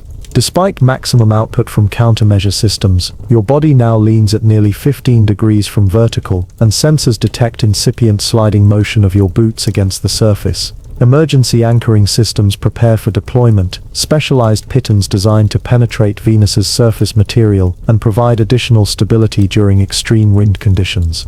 These systems remain on standby pending further deterioration, their potential deployment representing escalation to emergency protocols rather than normal operational measures. The supercritical wind creates unique sensory effects beyond physical force. The flowing atmosphere carries acoustic energy with unusual efficiency, allowing you to hear surface features disrupting the wind flow at surprising distances. Low-frequency vibrations propagate through the dense medium with minimal attenuation, creating an acoustic landscape where distant events register clearly despite visual limitations imposed by the thick, hazy atmosphere. This extended acoustic sensing represents one of the few environmental properties potentially advantageous for exploration, a rare positive amid Venus's overwhelming hostilities. Your suit's power management systems show concerning depletion rates as stability maintenance against the wind requires continuously increasing energy. Battery reserves designed to support your entire mission now show accelerated consumption focused primarily on mechanical countermeasures against atmospheric force. Power allocation algorithms automatically adjust, reducing energy to non-critical functions while maintaining essential life support and structural integrity systems. These adjustments create another cascading reduction in capabilities, scientific and observational systems degrading further as survival functions consume increasing resource percentage. The wind appears to be transporting microscopic sulfuric acid droplets from higher atmospheric layers, increasing the chemical assault on your already stressed protection. Sensors detect elevated acid concentration in the flowing atmosphere, likely material brought downward from the dense cloud layers typically concentrated at higher altitudes. This increased chemical loading accelerates corrosion at exposed surfaces, particularly at forward-facing areas experiencing maximum wind contact where fresh corrosive compounds continuously replace partially neutralized material that would otherwise provide slight protection through reaction product buildup. Your scientific observations include measuring how the supercritical wind interacts with different surface materials around your landing site. Some mineral formations show evidence of long-term erosion patterns consistent with prevailing wind directions, while others appear relatively unchanged by mechanical weathering despite extensive chemical alteration. These variations reveal important information about Venus's geological processes, distinguishing between features shaped primarily by chemical processes versus those significantly influenced by mechanical forces, knowledge important for accurately interpreting surface formations observed during both robotic and human exploration. As wind speeds reach 80 miles per hour, your emergency anchoring systems activate automatically, small but powerful pitons firing from your boot bases into the surface material. These anchors, composed of heat and corrosion-resistant titanium alloys, penetrate several centimeters into the rocky surface, providing substantial resistance against lateral movement. Their deployment creates momentary stability improvement, your lean angle decreasing slightly as the additional anchoring counteracts the substantial atmospheric force. However, sensors immediately detect concerning stress patterns where the anchors transfer wind load to your suit's already compromised lower sections, creating new potential failure points under the extreme mechanical loading. The anchors provide critical scientific opportunity, alongside their operational function, penetrating below the chemically weathered surface to expose and sample material better representing Venus's underlying composition. Embedded sensors in the anchor shafts automatically analyze this material during deployment, providing valuable data about subsurface mineral composition less altered by the planet's extreme atmospheric chemistry. This scientific windfall demonstrates how even emergency systems can contribute to mission objectives, gathering important data through mechanisms deployed primarily for safety rather than research purposes. Your observations include documenting unusual fluid dynamic phenomena unique to Venus's supercritical atmosphere. The flowing carbon dioxide exhibits behaviors combining aspects of both turbulent gases and inertial liquids, creating flow patterns without exact terrestrial equivalents. Vortices form with both surprising ease and unexpected stability, persisting longer than comparable structures in Earth's atmosphere while demonstrating internal dynamics more typical of liquid systems. These observations provide valuable validation for theoretical models of supercritical fluid behavior, scientific data relevant to advanced engineering applications including energy storage, chemical processing, and thermal management systems. The wind creates particularly severe challenges for the scientific instruments deployed from your lander. External sensors on extended booms experience vibrational modes approaching mechanical resonance, threatening structural failure as oscillation amplitude increases beyond design parameters. Sampling systems struggle to compensate for lateral forces disrupting precision collection mechanisms. Even stationary instruments suffer degraded performance as vibration affects optical alignment and sensor positioning. These impacts demonstrate another aspect of Venus's hostility to exploration, where even measuring the environment becomes increasingly challenging as conditions intensify. Your helmet display shows a disturbing new development as wind speeds approach 90 miles per hour. The lander's wind sensors detect rotational components in the atmospheric flow, indicating transition from linear wind to spiral patterns suggesting the early formation of a vortex system. While not equivalent to terrestrial tornadoes due to the fundamentally different atmospheric properties, these Venusian vortices represent potentially severe hazards, capable of generating localized wind speeds significantly higher than the already substantial background flow. Warning indicators highlight this emerging threat, predictive algorithms calculating potential intensification trajectories and timelines. The anchoring systems maintaining your position against the wind show early signs of failure as the sustained force exceeds their design parameters. Stress sensors in your boot assemblies detect microscopic movement of the anchor points, indicating either incipient material failure in the anchors themselves or progressive yielding of the surface material securing them. Either mechanism threatens your stability as the wind continues intensifying, creating potential for sudden rather than gradual anchoring loss if failure thresholds are reached, a particularly dangerous scenario given the already substantial lean angle your body maintains against the atmospheric force. Your scientific observations include detailed measurements of how different pressure waves propagate through Venus's supercritical atmosphere. The unique properties of this medium create distinctive acoustic effects where certain frequency ranges travel with unusual efficiency while others attenuate rapidly. Low-frequency vibrations propagate for remarkable distances with minimal energy loss, while higher frequencies experience severe damping within short distances. These acoustic properties have both scientific significance for understanding Venus's atmospheric physics and potential practical applications for designing communication systems capable of operating effectively in this extreme environment.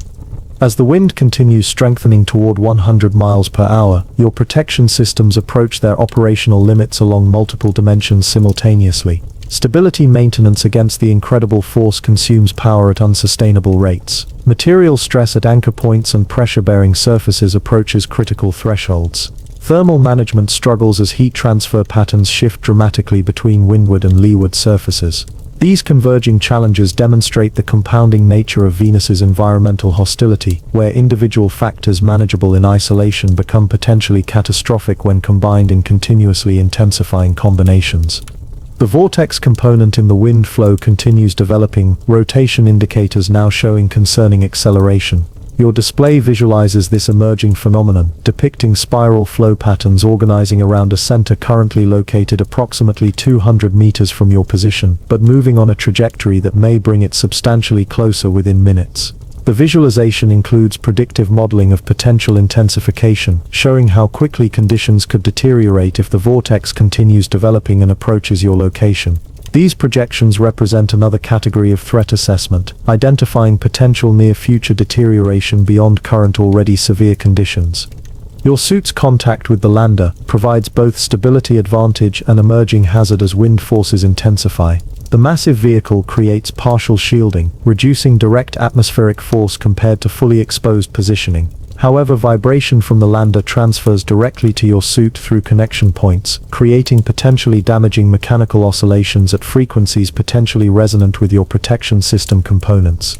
Furthermore, the lander itself now shows concerning movement despite its stabilization systems, raising the possibility of vehicle displacement that could create catastrophic loads on your connections if suddenly accelerated by further wind intensification.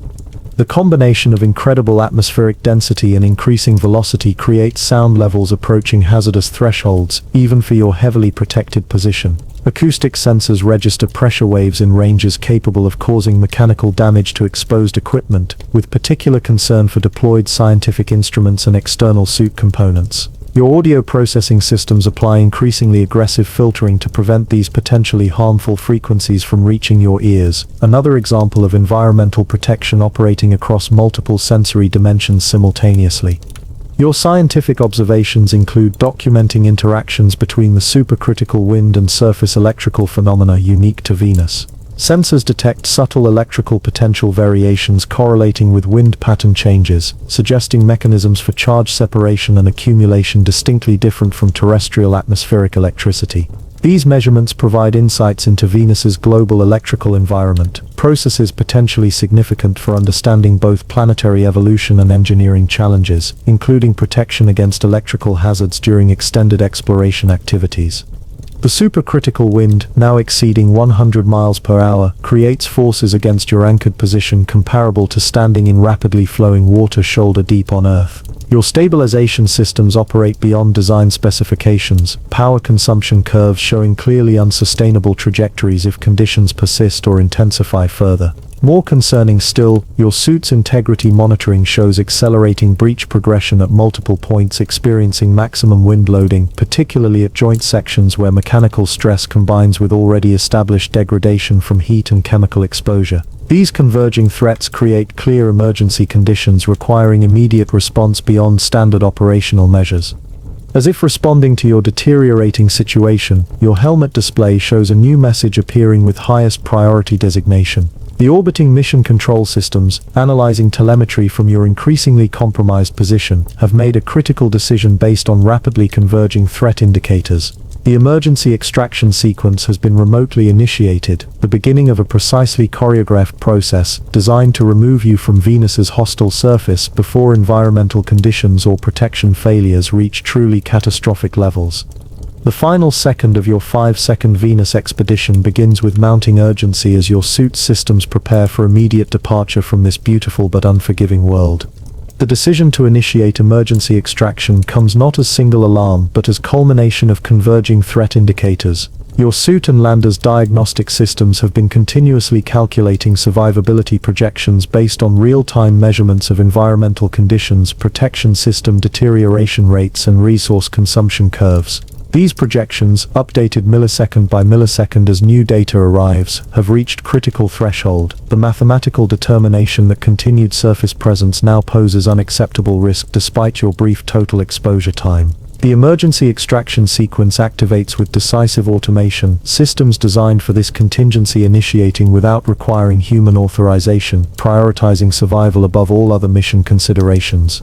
Your helmet display transforms immediately. Scientific data feeds and environmental monitoring replaced by extraction sequence visualization. A prominent countdown timer appears in your primary field of view, showing 30 seconds until ascent engine ignition. Surrounding this central element, status indicators show automated preparation sequences activating across multiple systems simultaneously, both in your suit and the lander vehicle. These preparation operations represent the complex choreography necessary to transition from surface operation to emergency ascent, a radical configuration change executed under the most hostile conditions imaginable. The extraction sequence begins with physical decoupling operations, separating systems that have operated as integrated units during surface activities.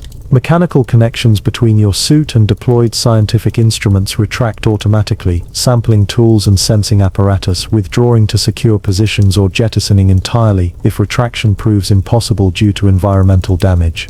Data connections transfer final information bursts before disconnecting, prioritizing mission-critical findings while abandoning lower-priority measurements. These separations occur with deliberate speed, balancing urgency against risk of damage from overly aggressive mechanical operations. Your suit's anchoring systems receive contradictory commands reflecting changing priorities.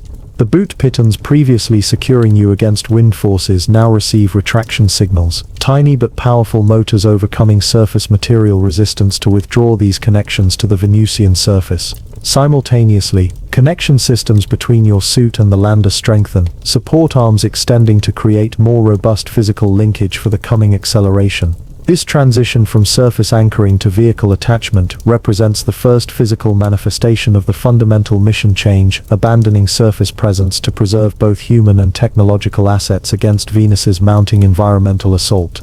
The countdown continues with methodical precision as automated systems execute hundreds of operations in carefully optimized sequence.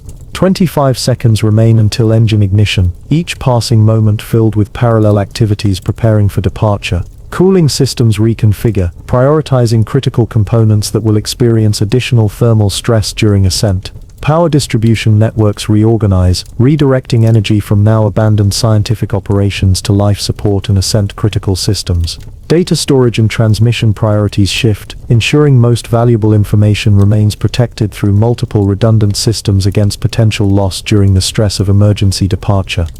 Your suit itself undergoes transformation for the ascent phase, components reconfiguring to optimize for the new mission profile. External sampling systems retract into protected housings, minimizing exposure during the intense thermal and aerodynamic conditions of ascent. Thermal protection redistributes, reinforcing regions expected to experience peak heating during atmospheric transit. Mechanical support structures lock into rigid configuration, stabilizing flexible sections that would otherwise experience damaging oscillation under acceleration and aerodynamic forces. These changes occur with swift precision, systems designed specifically for rapid transition between the distinct operational modes of surface presence and emergency extraction. The lander undergoes even more dramatic reconfiguration, transforming from stable scientific platform to ascent vehicle through multiple parallel mechanisms. Landing legs retract partially, maintaining surface contact while adjusting geometric configuration for optimal launch positioning. External scientific instruments either withdraw into protected compartments or receive controlled disconnect commands, preserving high-value components while jettisoning those impossible to safely recover. Most dramatically, protective shields deploy around critical ascent components, systems previously exposed for optimal scientific function now receiving maximum protection against the thermal and chemical stresses of powered departure through Venus's hostile atmosphere. 20 seconds until ignition. The extraction sequence reaches perhaps its most critical phase as propulsion systems activate preliminary preparation steps. Fuel valves open to pressurize feed lines, cryogenic components preheat to optimal operational temperatures, and pump systems initiate priming sequences. These operations occur with particular urgency yet painstaking precision, as propulsion represents both essential capability for successful extraction and potential catastrophic failure point, if improperly executed. Multiple redundant sensors monitor each preparation step, verification systems confirming successful completion before allowing sequence progression, creating interlocking safety protocols even within the emergency extraction timeline. Your own physiological systems receive automated support adjustments in preparation for the coming acceleration. Your suit's medical systems inject mild anti-nausea compounds to reduce potential disorientation during rapid transition from stationary to high acceleration conditions. Pressure regulation adjusts slightly, preemptively compensating for expected changes during ascent. Most significantly, your counterpressure systems begin gradual tightening, particularly on lower extremities, preparing to prevent blood pooling during the sustained high G forces anticipated during the powerful initial ascent phase necessary to escape Venus's substantial gravity well. 15 seconds remain as communication systems execute priority transition protocols. Your data links to orbiting support systems receive bandwidth allocation increases, creating maximum capacity for critical telemetry transmission during the coming ascent. Final surface observation data completes transmission, scientific measurements continuing literally until the last possible moment, despite the emergency nature of the extraction. Most significantly, high-security communication channels activate, systems normally dormant, to conserve power now coming online to ensure command capability remains uninterrupted throughout the extraction process, regardless of potential interference from ascent-related phenomena. The countdown passes 10 seconds, triggering activation of final ascent preparation systems. Gyroscopic stabilization platforms spin to operational speeds, systems that will maintain proper vehicle orientation during powered flight through Venus's turbulent atmosphere. Thermal protection systems enter maximum capacity mode, all cooling resources directed to critical components expected to experience extreme heating during ascent. Most visibly, warning illumination activates around the lander perimeter. High-intensity lights creating unmistakable indicators of imminent engine ignition, despite the questionable utility of such warnings on an uninhabited planet. A safety protocol carried over from Earth operations reflecting the human tendency to maintain procedural consistency, even when specific elements serve no practical purpose. Your suit's connection to the lander strengthens further as mechanical support systems reach final ascent configuration. Support arms complete their extended deployment, creating a secure physical cradle that will maintain your position during the high acceleration phase. Interface connections between your suit and vehicle systems reach maximum engagement, ensuring uninterrupted life support integration throughout the extraction process. These connections create essentially single unified system from what were previously semi-independent components, the final physical preparation before the violence of powered ascent begins. 7 seconds until ignition. Primary ascent engines begin spin-start procedures, turbopumps accelerating toward operational speeds before actual combustion initiation. The process creates distinctive vibration patterns transmitted through the vehicle structure to your suit, frequencies specifically engineered to avoid resonance with critical components, while providing tactile confirmation of proper startup sequence execution. These vibrations represent the first physical manifestation of the enormous energy about to be unleashed, power necessary to overcome both Venus's crushing atmosphere and substantial gravitational pull, forces that make ascent from this planet significantly more challenging than from less massive or less atmospherically dense worlds. 5 seconds remain on the extraction countdown. Flight control computers complete final trajectory calculations based on most current atmospheric data, optimizing ascent path to minimize thermal and aerodynamic stress while maximizing propellant efficiency. These calculations incorporate last-moment weather data including the strengthening supercritical wind conditions threatening your surface position, information that modifies initial flight vector to compensate for asymmetric aerodynamic forces during early ascent phase. The resulting flight plan represents mathematical balancing of multiple competing priorities, solution space constrained by the physics of Venus's environment, but optimized within those limitations for maximum success probability. 3 seconds until engine ignition. Emergency medical systems verify your physiological readiness for high acceleration, confirming vital signs remain within parameters compatible with the coming extraction stresses. Acceleration couches complete final pressure distribution adjustments, systems designed to spread G-forces as evenly as possible across your body to prevent localized stress concentration during powered ascent. Most critically, final autonomous system verification completes across all flight critical components. Last chance tests confirming all essential capabilities remain functional despite Venus's deteriorating effects on exposed systems during your surface stay. At 2 seconds remaining, perhaps the most psychologically significant transition occurs as your helmet display shows mission status indication changing from scientific exploration to emergency extraction. This seemingly minor interface adjustment represents formal acknowledgement of mission phase change, the definitive prioritization of survival and asset preservation over scientific objectives. The display transformation includes removal of all non-essential information, leaving only critical extraction parameters prominently visible, another subtle reinforcement of the singular focus now driving all system operations.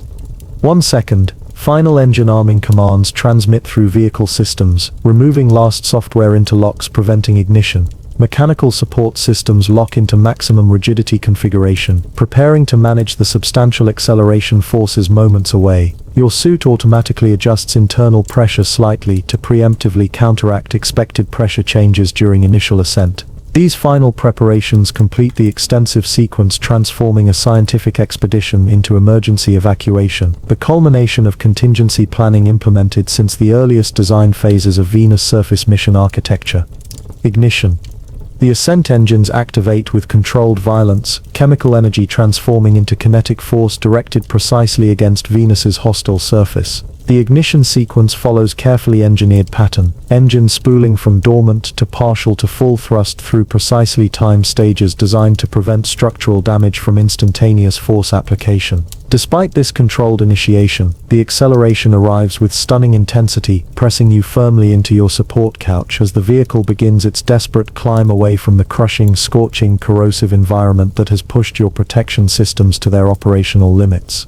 The initial seconds of powered ascent create perhaps the most physically demanding conditions of the entire Venus expedition. Acceleration builds rapidly toward 4Gs, 4 times Earth's gravity pressing against your chest and forcing blood toward your lower extremities, despite counter-pressure systems working to prevent potentially dangerous pooling. This physical stress combines with vibration as the ascent vehicle battles atmospheric turbulence, creating multidimensional forces simultaneously compressing, shaking and pulling your body in complex patterns. Your training for these conditions proves essential as you implement specialized breathing techniques to maintain adequate oxygenation, despite chest compression, short shallow breaths timed between peak acceleration pulses. Your helmet display shows a simplified but information-dense ascent profile, altitude, velocity, and atmospheric density presented as constantly updating numerical values alongside graphical representation of current flight path against planned trajectory. The numbers advance with remarkable speed, confirmation of the enormous power propelling you upward against Venus's gravity. 10 seconds into ascent, you've already reached 1 kilometer altitude, velocity approaching 300 meters per second and still accelerating. These performance parameters reflect the necessarily aggressive extraction profile, a flight plan prioritizing rapid escape from the most hostile regions of Venus's atmosphere at the cost of higher propellant consumption and increased structural stress compared to a more gradual, efficient ascent.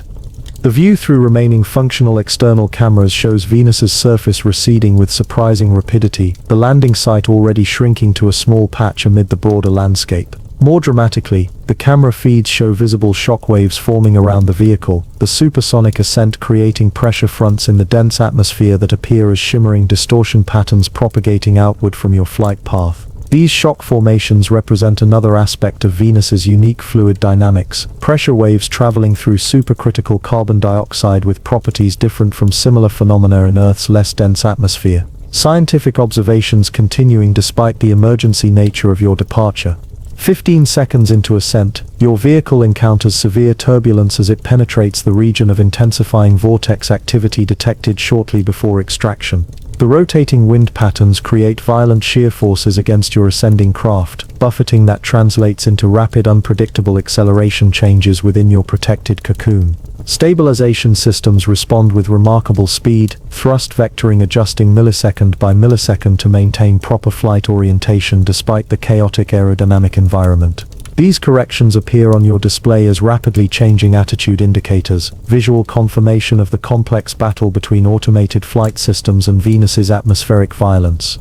As altitude increases beyond 3 kilometers, external temperature sensors show dramatic readings as your vehicle encounters different atmospheric layers. The temperature initially increases as friction against the dense atmosphere generates intense heating across leading surfaces, thermal protection systems operating at maximum capacity, as temperatures approach 1000 degrees Fahrenheit. This friction heating represents another cost of rapid extraction, the necessary high velocity creating thermal stress that would be partially mitigated during more gradual ascent. The temperature trend eventually reverses as you reach thinner atmospheric layers with inherently lower ambient temperatures, though friction heating continues creating complex thermal management challenges throughout ascent. 25 seconds after ignition, your vehicle reaches a significant transition point, as velocity exceeds escape parameters for the densest regions of Venus's atmosphere. This milestone triggers reconfiguration of flight systems, with aerodynamic control surfaces reducing authority as attitude thrusters take primary responsibility for orientation maintenance in the gradually thinning atmospheric medium. This transition represents passing the point of greatest risk for several critical failure modes related to aerodynamic stress and thermal loading, though countless hazards remain before reaching the relative safety of orbit. Your display acknowledges this milestone with a subtle color change in the ascent trajectory visualization, a small psychological boost amid the continuing physical strain of high acceleration flight. The emergency extraction follows a significantly steeper trajectory than would be used for planned departure, the flight path prioritizing fastest possible escape from Venus's most hostile regions at the cost of propellant efficiency.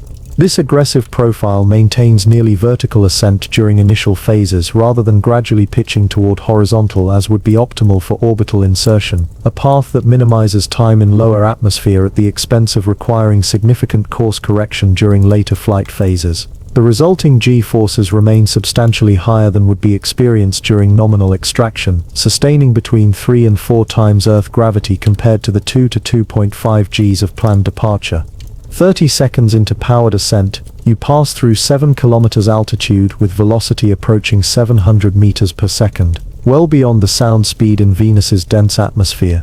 External camera feeds show visible condensation effects forming around portions of the vehicle, not moisture as would appear in Earth's atmosphere, but phase transition phenomena in the supercritical carbon dioxide as local pressure and temperature changes create momentary transitions between different fluid states. These effects create striking visual patterns, wispy formations appearing and dissipating around control surfaces and structural elements, another unique characteristic of flight through Venus's exotic atmospheric medium.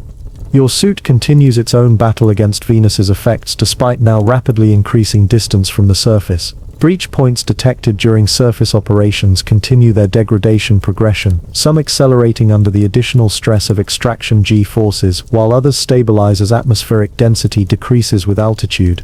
Your display shows these competing trends updating in real time, integrity monitoring systems continuously recalculating survival parameters based on both deterioration rates and the rapidly improving environmental conditions.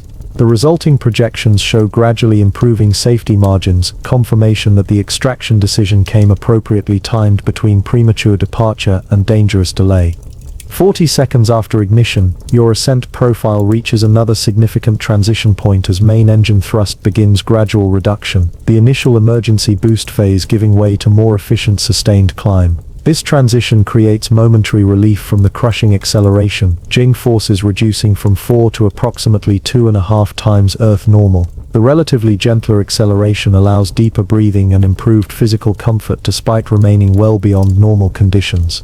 Your display shows this transition through changing acceleration graphics and updated trajectory projections, the flight path beginning its gradual curve from vertical climb toward the horizontal track necessary for eventual orbital insertion.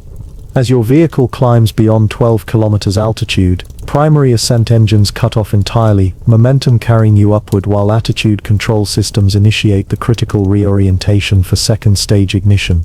This ballistic phase creates momentary weightlessness, a jarring transition from sustained high G forces to apparent zero gravity as all engines temporarily cease firing. The sensation lasts only seconds but creates distinctive physiological effects, blood pressure equalizing rapidly throughout your body as counter-pressure systems adjust to prevent excessive fluid movement during this transition. Your vestibular system registers the sudden acceleration change with mild disorientation despite training for precisely these conditions, a brief reminder of human biological limitations amid the technological triumph of Venus ascent. Second stage engines ignite at apogee of the boost phase trajectory, their thrust optimized for the thinner atmospheric regions now surrounding your vehicle. The acceleration returns but at significantly reduced levels, approximately 1.5 Gs, creating noticeable but manageable pressure as your flight path transitions toward horizontal trajectory. This gentler acceleration phase continues for longer duration, the sustained thrust necessary to achieve orbital velocity rather than merely escaping the densest atmospheric regions. Your display shows the changing flight parameters with constantly updating orbital insertion predictions, confirmation that despite the emergency nature of your extraction, properly designed systems are transitioning towards stable orbit rather than merely temporary atmospheric escape. 1 minute 15 seconds into ascent, your vehicle passes 20 kilometers altitude, reaching regions where Venus's atmosphere begins, transition toward its sulfuric acid cloud layers. External sensors detect increasing acidic compound concentration, while visibility through cameras shows the distinctive yellowish haze that gives Venus its characteristic appearance from space.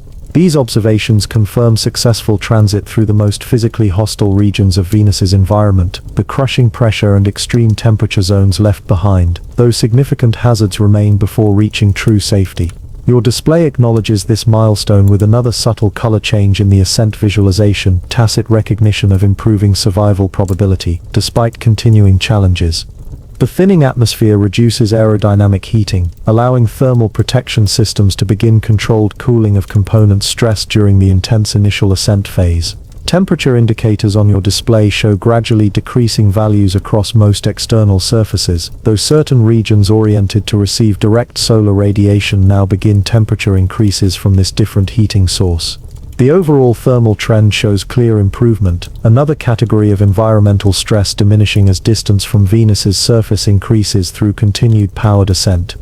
90 seconds after ignition, your vehicle completes its transition to primarily horizontal flight, altitude stabilizing around 35 kilometers, while velocity continues increasing toward orbital parameters. This flight phase creates unique sensory experience as acceleration now presses you sideways rather than into your back, the force vector aligned with orbital insertion requirements rather than surface escape. Your support systems adjust automatically to this orientation change, counter-pressure elements redistributing to maintain blood flow patterns appropriate for the new acceleration direction. The changing G-force direction creates momentary discomfort. Despite these adjustments, another physical manifestation of the complex flight dynamics required for emergency extraction from a massive planet with dense atmosphere. At 40 kilometers altitude, approximately 2 minutes into ascent, your vehicle enters Venus's primary cloud layer, the concentrated sulfuric acid aerosols that create the planet's characteristic reflective properties viewed from space. External visibility reduces dramatically as cameras struggle to penetrate the densely packed acid droplets surrounding your flight path. This visual degradation has minimal impact on flight operations, which rely primarily on inertial guidance rather than optical navigation, but creates another psychological transition point as direct observation of Venus gives way to instrument-based awareness, the planet's surface now completely obscured behind its toxic veil. Your extraction path continues acceleration through the cloud layers, vehicle systems battling new environmental challenges distinct from those at the surface, but hazardous nonetheless. The concentrated acid creates intense chemical attack on exposed surfaces, while lightning-like electrical discharges detected through specialized sensors present electrical risks to flight systems. The reduced atmospheric density creates different aerodynamic properties requiring continuous flight control adjustments, while thermal patterns shift dramatically as insulating cloud layers create greenhouse effects, localizing heat in complex patterns. These diverse challenges demonstrate why Venus presents extraordinary difficulties for exploration throughout its atmospheric column, not merely at the extreme surface conditions experienced during your brief visit. 3 minutes after ignition, your vehicle approaches the upper boundaries of Venus's thick cloud layers, altitude nearing 60 kilometers with velocity steadily building toward orbital requirements. External cameras show thinning cloud structures, occasionally allowing glimpses of the broader Venusian atmosphere, stratified layers extending outward toward space. Light conditions change dramatically as solar radiation, heavily filtered through the dense lower atmosphere, now reaches your vehicle with increasing intensity, creating stark brightness contrasts between directly illuminated surfaces and those in shadow. These changing visual conditions represent another transition in your extraction journey, moving from Venus's opaque interior toward its boundaries with space. Your suit's integrity monitoring shows clear stabilization as external pressure and chemical exposure continue decreasing with altitude. Breach progression indicators that showed concerning deterioration rates at the surface now register minimal change. The reduced environmental stress allowing remaining protective capabilities to maintain adequate margins despite accumulated damage. Temperature management likewise shows improving parameters as the extreme thermal gradient between your life support environment and external conditions gradually reduces.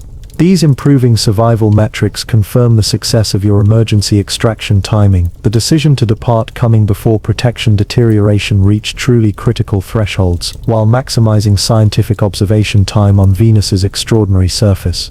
4 minutes into powered ascent, flight parameters approach preliminary orbital insertion values, altitude exceeding 70 kilometers with velocity building past 7 kilometers per second. At these parameters, your vehicle has essentially escaped Venus's atmosphere, though not its gravitational influence, a state creating dramatically reduced environmental stress, but still requiring significant additional delta-V to achieve stable orbit. Your display shows updated mission phase indicators, terminology shifting from emergency extraction to orbital insertion, a subtle but meaningful change reflecting transition from the most critical survival operations to more standard spaceflight procedures. Final engine cutoff occurs approximately 5 minutes after initial ignition, your vehicle having achieved sufficient velocity and altitude to coast to apopsis, where efficient circularization burns will establish stable orbit. The sudden thrust termination creates another momentary weightlessness transition, though less jarring than the earlier stage separation experience due to the lower acceleration levels preceding cutoff. Your physiological response systems adjust automatically to these changing conditions, counter-pressure elements relaxing to prevent blood pressure spikes while thermal regulation shifts toward microgravity configuration, where convection plays minimal role in heat distribution. As engine silence replaces the constant roar of powered ascent, your awareness expands beyond immediate survival parameters to broader situational assessment. External cameras, now unobscured by Venus's dense lower atmosphere, show the extraordinary vision of the planet curving away beneath your trajectory, cloud tops illuminated by unfiltered sunlight creating the brilliant white appearance that makes Venus the brightest natural object in Earth's sky after the sun and moon. This visual perspective creates profound psychological transition, the hostile environment that threatened your survival minutes ago now transformed into distant scenic grandeur, its dangers rendered abstract by distance and the protective cocoon of your ascent vehicle. 6 minutes after extraction initiation, your trajectory analysis confirms successful emergency departure, current flight path safely escaping Venus's atmosphere with parameters within acceptable ranges for subsequent orbital insertion. This confirmation triggers automatic activation of post-emergency assessment protocols, systems designed to comprehensively evaluate both the condition of all technical components and your own physiological status following the intense stress of emergency extraction. These assessment operations represent the beginning of transition from immediate survival operations to methodical recovery procedures, the emergency phase giving way to carefully structured aftermath management. As your vehicle coasts toward apopsis where final orbital insertion will occur, automated systems begin preliminary damage assessment, scanning all components for effects resulting from the extreme conditions experienced during your brief Venus surface expedition, followed by emergency extraction. These evaluations reveal concerning patterns across multiple systems, damage significantly exceeding predicted levels despite your very short surface duration. The assessment findings provide critical engineering data about Venus's true hostility toward human technology, information that will prove valuable for future mission planning despite its concerning implications about sustainable exploration capabilities. 7 minutes into your extraction journey, life support assessment confirms your physiological parameters remain within acceptable ranges, despite the multiple stresses experienced during surface operations and emergency departure. Vital signs show expected elevation patterns consistent with high acceleration exposure, but already trending toward normal baseline as your body adjusts to the reduced gravitational stress of near-orbital conditions. More detailed medical scanning shows no concerning exposure indicators despite the multiple environmental threats encountered during your Venus expedition, confirmation that your protection systems successfully maintained survivable conditions throughout the challenging experience. Your vehicle's trajectory now carries you high above Venus's cloud tops, providing extraordinary perspective on the planet that moments ago represented immediate existential threat. From this distance, the hostile surface conditions become difficult to reconcile with the serenely beautiful world visible below, its complete cloud coverage creating visually uniform appearance belying the extraordinary environmental complexity beneath. This cognitive dissonance between visual beauty and known hostility represents common experience among planetary explorers. The contrast between orbital observation and surface reality creating perspective, impossible to fully appreciate without direct experience, bridging these literally and figuratively distant viewpoints. 8 minutes after extraction, automated systems complete preliminary orbit assessment, confirming current trajectory parameters support standard insertion procedures without requiring additional emergency measures. This determination allows further relaxation of emergency protocols, systems gradually transitioning toward normal operational configurations as immediate survival concerns diminish. Your display reflects these transitions through subtle interface changes, emergency indicators giving way to standard operational information presentation, another psychological marker of successful transition from crisis to recovery operations. As your vehicle approaches optimal position for final orbital insertion, comprehensive system diagnostics reveal the accumulated toll of Venus exposure across all components. Electronic systems show concerning failure patterns despite their brief exposure, with projected reliability curves indicating severely reduced operational lifespans for components contacting Venusian conditions even momentarily. Mechanical systems likewise demonstrate accelerated wear, with multiple precision components showing degradation levels normally associated with hundreds of operational hours despite mere minutes of actual use. These findings validate the emergency extraction decision while raising significant questions about feasibility of extended Venus surface operations with current technology capabilities. 9 minutes into your journey from Venus's surface to orbit, data analysis systems complete preliminary assessment of scientific information gathered during your brief expedition. Despite the abbreviated surface stay in emergency extraction circumstances, the collected data represents extraordinary scientific value, including first human observations of numerous phenomena previously detected only through remote sensing or short-duration robotic missions. The analysis identifies multiple unexpected findings requiring significant revision of existing Venus models, confirmation that even brief human presence enables scientific returns exceeding automated missions of much longer duration. Insights possible only through direct human observational capabilities despite their significant operational challenges.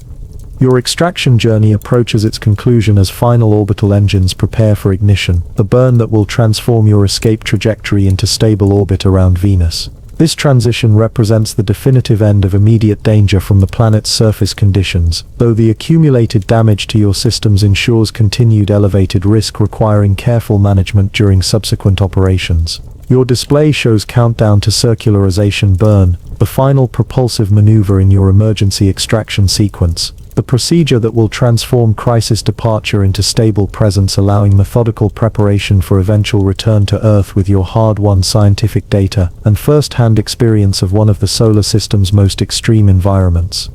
As orbital insertion engines ignite for the carefully calculated duration necessary to establish your planned orbit, your thoughts turn from immediate survival toward processing the extraordinary experience of directly encountering Venus's surface conditions, even if only for 5 seconds that subjectively felt much longer through the perception-altering effects of extreme environments on human time sense. The scientific and engineering data gathered during this brief visit will require months of analysis to fully understand, while your personal experience represents knowledge impossible to fully convey to those who have not directly encountered the extraordinary hostility and alien beauty of Earth's nearest planetary neighbor.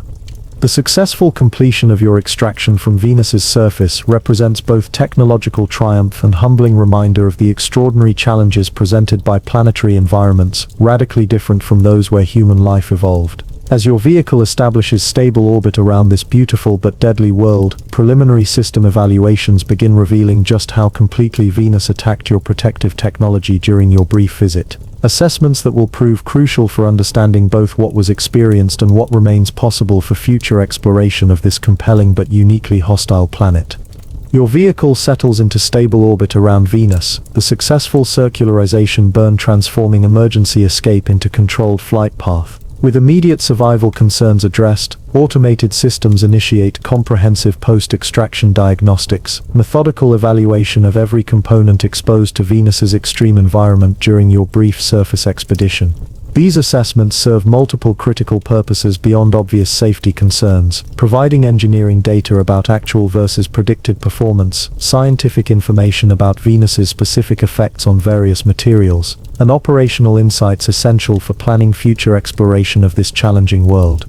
The diagnostic process begins with assessment of your suit's integrity, the protection system that directly preserved your life against Venus's lethal conditions. Microscopic cameras integrated throughout the suit's construction activate sequentially, providing detailed imagery of material conditions at critical locations. These visual data correlate with input from embedded sensors monitoring structural integrity, chemical contamination, thermal status, and mechanical wear. The resulting multidimensional analysis creates comprehensive damage mapping far beyond what external inspection could provide, revealing the suit's true condition after its brief but intense exposure to Venus's hostile environment. Your helmet display shows this diagnostic information as interactive visualization, allowing detailed examination of specific regions by simply focusing attention on areas of interest. The visualization reveals concerning degradation patterns across all suit systems, with particularly severe damage at joint sections, material interfaces, and external sensor locations. Color coding indicates damage severity, with alarming regions of red and orange dominating the display, visual confirmation of the extraordinary stress your protection systems endured during just 5 seconds of Venus surface exposure followed by emergency extraction. The diagnostic systems examine your suit's outer layer first, the primary barrier against Venus's chemical and thermal assault. Microscopic imaging reveals extensive degradation of protective coatings, with depth of material loss exceeding predicted values by approximately 40%. Chemical analysis detects concerning penetration of sulfur compounds into substrate materials, creating potential for continued degradation even after leaving the exposure environment. Most worrying, several regions show complete coating failure, areas where Venus's corrosive atmosphere reached structural materials not designed for direct exposure, creating potential integrity risks requiring immediate attention before considering any operations beyond the current stable orbit.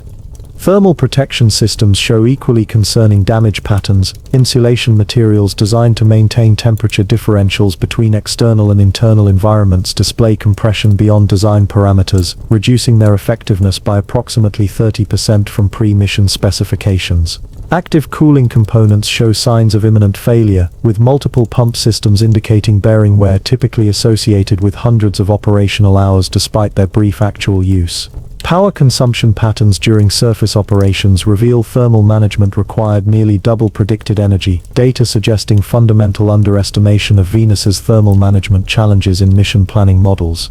Most critical among your suit's compromised systems, pressure management components demonstrate alarming degradation. Seals designed to maintain separation between your survivable internal environment and Venus's crushing atmosphere show material deformation, chemical degradation, and mechanical wear far exceeding expected values. Multiple regions indicate near-breach conditions narrowly contained by emergency systems, with microscopic imaging revealing several locations where separation between hostile external conditions and your life support environment measured less than 100 micrometers at points during your exposure. These findings confirm the appropriate timing of emergency extraction, as continued surface presence would likely have resulted in catastrophic pressure containment failure within minutes rather than the hours predicted by pre-mission modeling. The diagnostic assessment extends to your suit's sensor systems, the electronic eyes and ears that provided your connection to Venus's environment. These components show particularly severe degradation, with over 60% of external sensing elements experiencing complete failure during your brief surface operations. Surviving sensors demonstrate accuracy, drift exceeding calibration capabilities, rendering their data increasingly unreliable as exposure continued. The pattern of sensor failures provides valuable engineering information, identifying specific design vulnerabilities while confirming the fundamental challenge of maintaining electronic function in Venus's combined pressure, temperature, and chemical environment. This data helps explain why previous robotic missions experienced such limited surface lifespans, as electronic sensing represents necessary capability for any exploration, whether human or automated. Your life support systems receive particularly thorough diagnostic assessment given their direct connection to survival. These evaluations show concerning resource consumption rates, with oxygen utilization, carbon dioxide scrubbing, and thermal management all requiring significantly greater capacity than predicted by mission models. Extrapolation from observed consumption curves indicates life support resources designed for several hours of surface operations would likely have depleted within approximately 40 minutes had emergency extraction not occurred. These findings have significant implications for future Venus mission planning, suggesting substantial increases in life support capacity requirements for any surface operations beyond the briefest visits. The diagnostic systems evaluate your suit's power systems, revealing another category of concerning performance deviation. Battery discharge curves show accelerated depletion approximately 55% above predicted rates, with particularly high consumption during periods of combined thermal management and pressure integrity challenges. Efficiency metrics indicate heat-related performance degradation in power distribution systems, creating compounding effects where environmental stress increased power requirements, while simultaneously reducing available capacity. Projections based on observed patterns suggest total power failure would have occurred within approximately 30 minutes of surface operations, another data point validating the emergency extraction decision while highlighting fundamental challenges for extended Venus exploration. Your helmet's own systems undergo detailed assessment, these components receiving priority given their critical role in providing both life support and information display. The results show concerning degradation of sealing elements around vision plates, areas where the need for optical clarity creates inherent challenges for pressure and chemical containment. While integrity remained within operational parameters throughout your expedition, projection models based on observed degradation rates indicate potential critical failure within approximately 20 additional minutes of surface exposure. The narrow margins revealed by these diagnostics emphasize how close your brief visit approached actual safety limits despite the substantial engineering margins incorporated into mission planning. The diagnostics extend beyond your personal protection to assess the lander vehicle that delivered you to Venus's surface and enabled your emergency extraction. These evaluations reveal extensive damage across all exposed systems, with particularly severe degradation to landing components never designed for reuse after Venus exposure. Landing legs show structural deformation from combined pressure and temperature stress, with material analysis indicating molecular changes compromising integrity beyond repair capabilities. Exposed scientific instruments demonstrate nearly complete failure, with only approximately 15% of deployed sensors returning usable data by the time of extraction. Most concerning from operational perspective, propulsion systems show thermal stress approaching critical limits during ascent, with several components exhibiting failure precursors narrowly avoiding catastrophic malfunction during your escape from the surface. Communication systems receive dedicated diagnostic attention given their critical role in both scientific data transmission and emergency coordination. The results show progressive degradation of transmission capability throughout surface operations, with bandwidth decreasing approximately 60% from initial values by extraction time. Signal quality metrics indicate increasing error rates requiring substantial computational correction, capacity that would eventually exhaust available processing resources during extended operations. Physical examination of communication components reveals material degradation paths that would likely have resulted in complete transmission failure within approximately 1 hour of surface conditions. Another system limitation defining the practical duration constraints for Venus surface activities. The diagnostic process includes detailed assessment of scientific instruments, evaluating both data quality and physical condition of equipment deployed during your brief Venus expedition. These assessments reveal extraordinary scientific value despite the abbreviated exposure, with even partially failed systems providing measurements unobtainable through remote sensing. Particularly valuable data came from instruments experiencing controlled degradation, their changing response characteristics revealing information about specific environmental effects impossible to gather through stable operation. This silver lining amid concerning system diagnostics confirms the scientific justification for human Venus exploration despite the extreme engineering challenges, as even brief, carefully managed exposure yields insights unattainable through other means. Your personal physiological diagnostics receive priority attention alongside technical systems assessment. Medical sensors embedded in your suit provide comprehensive data about your body's response to the combined stresses of Venus exposure, emergency extraction and high acceleration flight. The results show elevated but manageable stress indicators, with cardiovascular metrics, neurological response patterns and biochemical markers all remaining within expected parameters for the mission profile. These positive findings validate both the protective system's design and the psychological preparation for extreme environment operations, confirming human capability to function effectively even when separated from lethal conditions by just the thin layers of advanced materials comprising your suit. The diagnostic systems devote particular attention to your suit's breach management capabilities, the emergency response mechanisms that addressed integrity compromises during surface operations. Performance data indicates these systems functioned above design specifications, successfully containing degradation that exceeded predicted rates by substantial margins. Material analysis of deployed emergency sealants shows nearly complete consumption of available resources, suggesting breach management capacity approached exhaustion by extraction time. Most significantly, degradation projection models based on observed progression indicate critical breach probability exceeding 50% within approximately 10 additional minutes of surface exposure, another data point validating extraction timing while establishing practical limits for future mission planning. Thermal imaging diagnostics provide comprehensive temperature mapping of all systems following Venus exposure, identifying concerning heat accumulation in components nominally protected from environmental extremes. These thermal signatures reveal conduction pathways not fully accounted for in design models, areas where Venus's heat penetrated more effectively than predicted through material interfaces and connection points. Particularly worrying patterns appear in electronic components supposedly isolated from external conditions, with thermal stress indicating degradation mechanisms that would cause cascading failures during extended operations. These findings highlight the insidious nature of Venus's thermal challenge, where heat penetrates protective systems through pathways difficult to fully model or prevent despite the most advanced engineering approaches. The communication systems connecting your suit with the lander and orbiting support platforms receive detailed diagnostic assessment, these capabilities representing critical infrastructure for both operational safety and scientific value.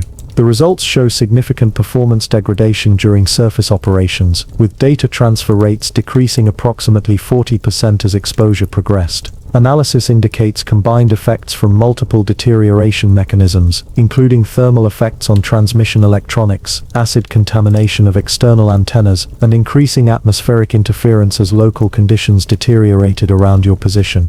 These compounding challenges resulted in communications reliability projections indicating potential critical failure within approximately 25 minutes of additional surface time, another system limitation constraining practical Venus surface mission duration.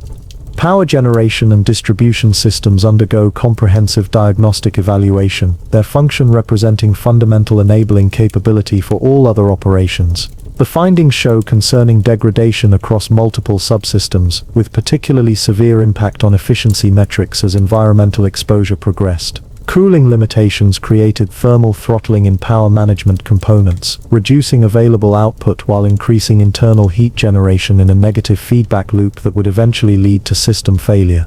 Most concerning from operational perspective, battery degradation analysis indicates capacity reduction of approximately 12% from the brief Venus exposure, with projection models suggesting complete failure within approximately 45 minutes of continued operation under surface conditions. Another critical constraint on practical mission duration. The diagnostic process includes detailed analysis of material samples collected from your suit's exterior, sections specifically designed for post-mission examination to understand Venus's effects at molecular level. These evaluations reveal concerning degradation mechanisms not fully anticipated in pre-mission testing, including catalytic reactions between different atmospheric components when combined at Venus's specific temperature and pressure. Electron microscopy shows structural changes in protective coatings where multiple environmental factors created synergistic effects exceeding the impact of individual stresses applied separately. These findings explain why actual degradation rates exceeded predictions based on laboratory testing of isolated factors, highlighting the fundamental challenge of accurately modeling Venus's unique combination of hostile conditions. Your helmet display shows comparative visualization of component status before and after Venus exposure, stark contrast between pristine pre-mission condition and the extensively degraded post-extraction state. This before and after comparison provides visceral understanding of Venus's extraordinary hostility toward human technology, with components designed for extended operation showing wear equivalent to years of normal use after just minutes of exposure. The visualization includes projected appearance had extraction been delayed by even 10 additional minutes, imagery showing likely catastrophic failure across multiple critical systems, visual confirmation of the appropriate timing of your emergency departure from Venus's surface despite the brevity of your overall visit. The diagnostic assessment includes detailed evaluation of the scientific data collected during your expedition, analysis necessary for both validating measurement accuracy and understanding environmental effects on instrument function. These assessments reveal extraordinary scientific value despite the abbreviated surface time, with multiple instruments capturing data contradicting existing models of Venus's environment.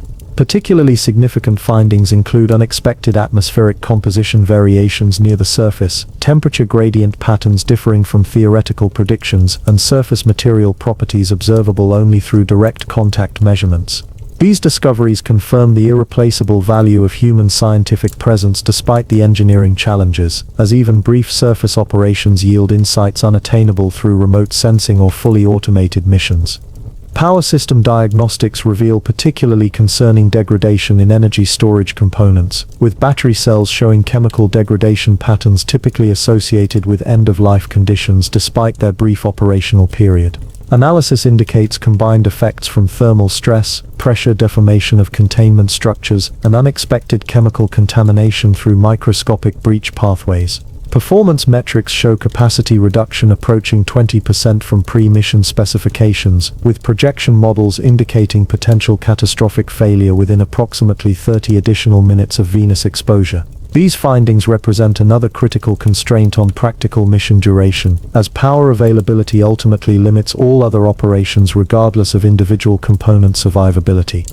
The diagnostic systems evaluate structural materials throughout your protection systems, assessing fundamental physical integrity beyond specific functional components. These evaluations show concerning degradation even in materials selected specifically for Venus compatibility, with microscopic analysis revealing accelerated creep deformation, chemical replacement reactions at molecular boundaries, and crystalline structure alterations from combined pressure and thermal stress, while remaining within operational safety margins during your brief expedition. Projection modeling based on observed degradation rates indicates potential critical structural failure within approximately 2 hours of continued surface exposure, establishing outer boundary constraints for future mission planning beyond the functional limitations of active systems. Optical systems receive specialized diagnostic attention, these components presenting unique challenges due to inherent contradiction between environmental protection and functional requirements for transparency. The assessments show severe degradation of external camera elements, with acid etching, thermal distortion and pressure deformation combining to reduce visual clarity approximately 70% from initial capabilities by extraction time. Physical examination reveals complete failure of primary optical protection on multiple camera systems, with secondary and tertiary barriers beginning degradation that would have resulted in complete vision loss within approximately 15 additional minutes of surface exposure. These findings explain the progressive visual deterioration experienced during your expedition while establishing practical limitations for observation duration in future missions. The diagnostic process includes comprehensive assessment of the automated scientific instruments deployed independently from your direct interaction, systems designed to gather data autonomously during your brief surface visit. These evaluations show wide performance variation based on specific environmental exposures, with protected systems achieving roughly 80% of expected data collection while fully exposed instruments experienced almost complete failure within seconds of deployment. Analysis of degradation patterns provides valuable engineering guidance for future instrument design, identifying specific protection approaches demonstrating greatest effectiveness against Venus's combined environmental stresses. These findings offer pathways for potential mission duration extension through strategic protection and operational protocols optimized based on your expedition's experience. Your suit's life support recycling systems undergo detailed diagnostic evaluation, these components representing critical capability for extending survival duration beyond initial consumable supplies. The results show concerning performance degradation as Venus exposure progressed, with efficiency metrics for carbon dioxide processing, moisture reclamation, and thermal transfer all showing downward trends that accelerated over time. Chemical analysis of recycling media indicates contamination from trace atmospheric penetration through microscopic breach pathways, compounds that would eventually poison catalytic processes essential for continued function. Projection models based on observed degradation suggest recycling system failure within approximately 100 minutes of continued surface operations, another constraint on practical mission duration especially significant for scenarios assuming extended activities. The diagnostic systems pay particular attention to your suit's joint sections, these regions experiencing most severe compromise during surface operations. Microscopic analysis reveals concerning material fatigue at flexion points, with repeated movement under Venus's extreme conditions creating accelerated wear patterns and seal degradation. Chemical assessment shows preferential attack along material boundaries, with Venus's corrosive atmosphere penetrating microscopic gaps created by movement despite redundant protection layers. Most concerning from operational perspective, integrity projections based on observed degradation indicate potential catastrophic breach probability exceeding 40% within approximately 20 additional minutes of normal surface activities, establishing practical limitations on mobility duration beyond static survival considerations. Information system diagnostics reveal progressive computational degradation as Venus exposure continued, with processing capabilities showing concerning performance reduction despite nominal hardware protection. Analysis indicates thermal effects created timing variations in electronic components, reducing computational reliability while increasing error rates requiring correction overhead. Memory systems show increased access failures requiring redundancy engagement, while communication buses between distributed systems demonstrate rising latency and occasional data corruption requiring verification cycles.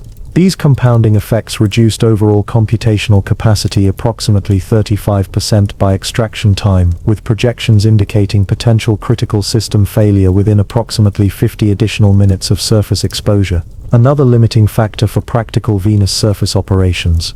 The post-extraction diagnostics include detailed assessment of the emergency extraction system itself, the capabilities that enabled your successful departure from Venus's hostile surface. These evaluations reveal concerning stress indicators throughout propulsion components, with thermal margin consumption approaching 90% during the high-performance ascent profile. Structural analysis shows material fatigue from combined thermal pressure and acceleration forces exceeding design specifications in multiple components. Most significantly from operational perspective, reliability modeling based on observed degradation indicates approximately 15% probability of critical propulsion failure had extraction been delayed by an additional 10 minutes. Confirmation that departure timing balanced maximum scientific value against appropriate safety margins.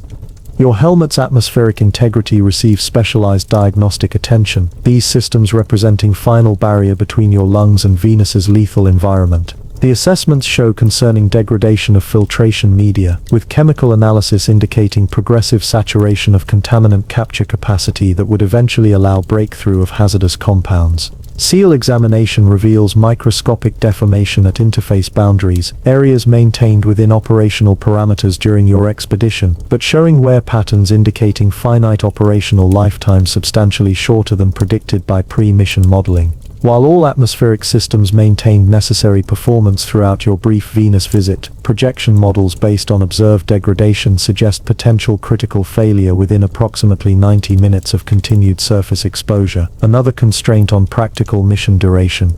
The diagnostic process evaluates mechanical systems throughout your protection, components containing moving parts presenting particular challenges in Venus's extreme environment. These assessments show severe degradation of lubricants, with chemical analysis indicating molecular breakdown under combined thermal and pressure stress, creating increasing friction at all articulation points. Precision components show dimensional changes from thermal expansion exceeding design tolerances, while bearing surfaces exhibit wear patterns typical of thousands of operational cycles despite their brief actual use. Performance metrics indicate mechanical efficiency decreasing approximately 45% from initial values by extraction time, with projections suggesting potential immobilization within approximately 30 additional minutes of normal surface activities, another practical constraint on Venus surface operations. Your suit's thermal regulation capabilities undergo comprehensive diagnostic assessment, these systems representing critical life support function against Venus's extreme heat. The evaluations show concerning performance degradation across multiple cooling subsystems, with heat exchange efficiency decreasing approximately 30% during your brief surface exposure. Physical examination reveals partial failure of active cooling elements, with pump systems showing bearing wear and heat pipe structures demonstrating reduced fluid circulation from partial blockage. Most worrying from operational perspective, cooling capacity projection based on observed degradation indicates potential fatal thermal runaway within approximately 50 additional minutes of surface conditions, establishing another clear limit on practical Venus surface mission duration with current technology capabilities. The diagnostic systems evaluate emergency medical capabilities integrated within your protection systems, components designed to address potential physiological emergencies during extreme environment operations. These assessments show concerning degradation of pharmaceutical elements, with chemical analysis indicating accelerated breakdown of certain compounds under the thermal stress experienced during Venus exposure. Delivery systems demonstrate reduced reliability from mechanical wear, while diagnostic sensors show calibration drift potentially affecting treatment decisions in emergency scenarios. While remaining within acceptable parameters during your brief expedition, projection modeling indicates potential critical medical support degradation within approximately 120 minutes of continued surface exposure, another factor limiting practical mission duration, particularly for scenarios involving strenuous physical activity. Communication technology diagnostics reveal progressive signal degradation throughout surface operations, with transmission clarity, range, and data capacity, all showing declining performance metrics. Analysis indicates multiple deterioration mechanisms operating simultaneously, including thermal effects on electronic components, acid contamination of external antennas, and increasing atmospheric interference as local conditions evolved around your position. Performance data shows approximately 40% reduction in effective communication capability by extraction time, with reliability projections indicating potential critical failure within approximately 35 additional minutes of surface exposure. These findings establish another practical constraint on Venus operations duration, as communication represents essential capability for both scientific value and emergency response coordination. Your helmet display shows comprehensive mission risk assessment based on diagnostic findings, mathematical modeling integrating all observed degradation patterns to establish practical limitations for Venus surface operations with current technology. The visualization presents clear time boundaries for different operational scenarios, from stationary scientific observation to active surface exploration to emergency contingency response. Across all scenarios, the integrated assessment indicates maximum sustainable surface presence between 30 and 90 minutes depending on specific activity profiles and acceptable risk thresholds. Duration substantially shorter than pre-mission estimates, but still sufficient for valuable scientific return given appropriate mission design optimization based on your expedition's findings. The diagnostic process includes detailed assessment of scientific value versus risk thresholds, analysis essential for guiding future Venus exploration strategy. These evaluations show diminishing scientific return rates as exposure duration increases beyond certain thresholds, primarily due to instrument degradation reducing data quality, while risk factors increase exponentially from protection system deterioration. The resulting optimization models suggest mission architecture emphasizing multiple shorter duration surface expeditions rather than fewer extended visits, approach maximizing scientific value while maintaining acceptable risk profiles based on observed performance limitations of current technology. These strategic insights represent valuable mission planning guidance derived directly from your expedition's comprehensive diagnostics.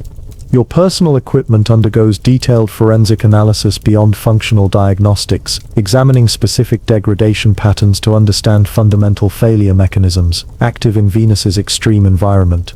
These investigations reveal concerning evidence of material fatigue at molecular levels, with microscopic imaging showing crystalline structure changes, polymer chain ruptures, and boundary layer penetration pathways not visible through conventional inspection. Chemical analysis identifies reactive compounds formed through interactions between Venus's atmosphere and protection materials, some creating catalytic effects accelerating degradation beyond predicted rates. These fundamental material science findings provide essential guidance for developing next-generation protection systems potentially capable of extending Venus surface duration beyond current practical limitations.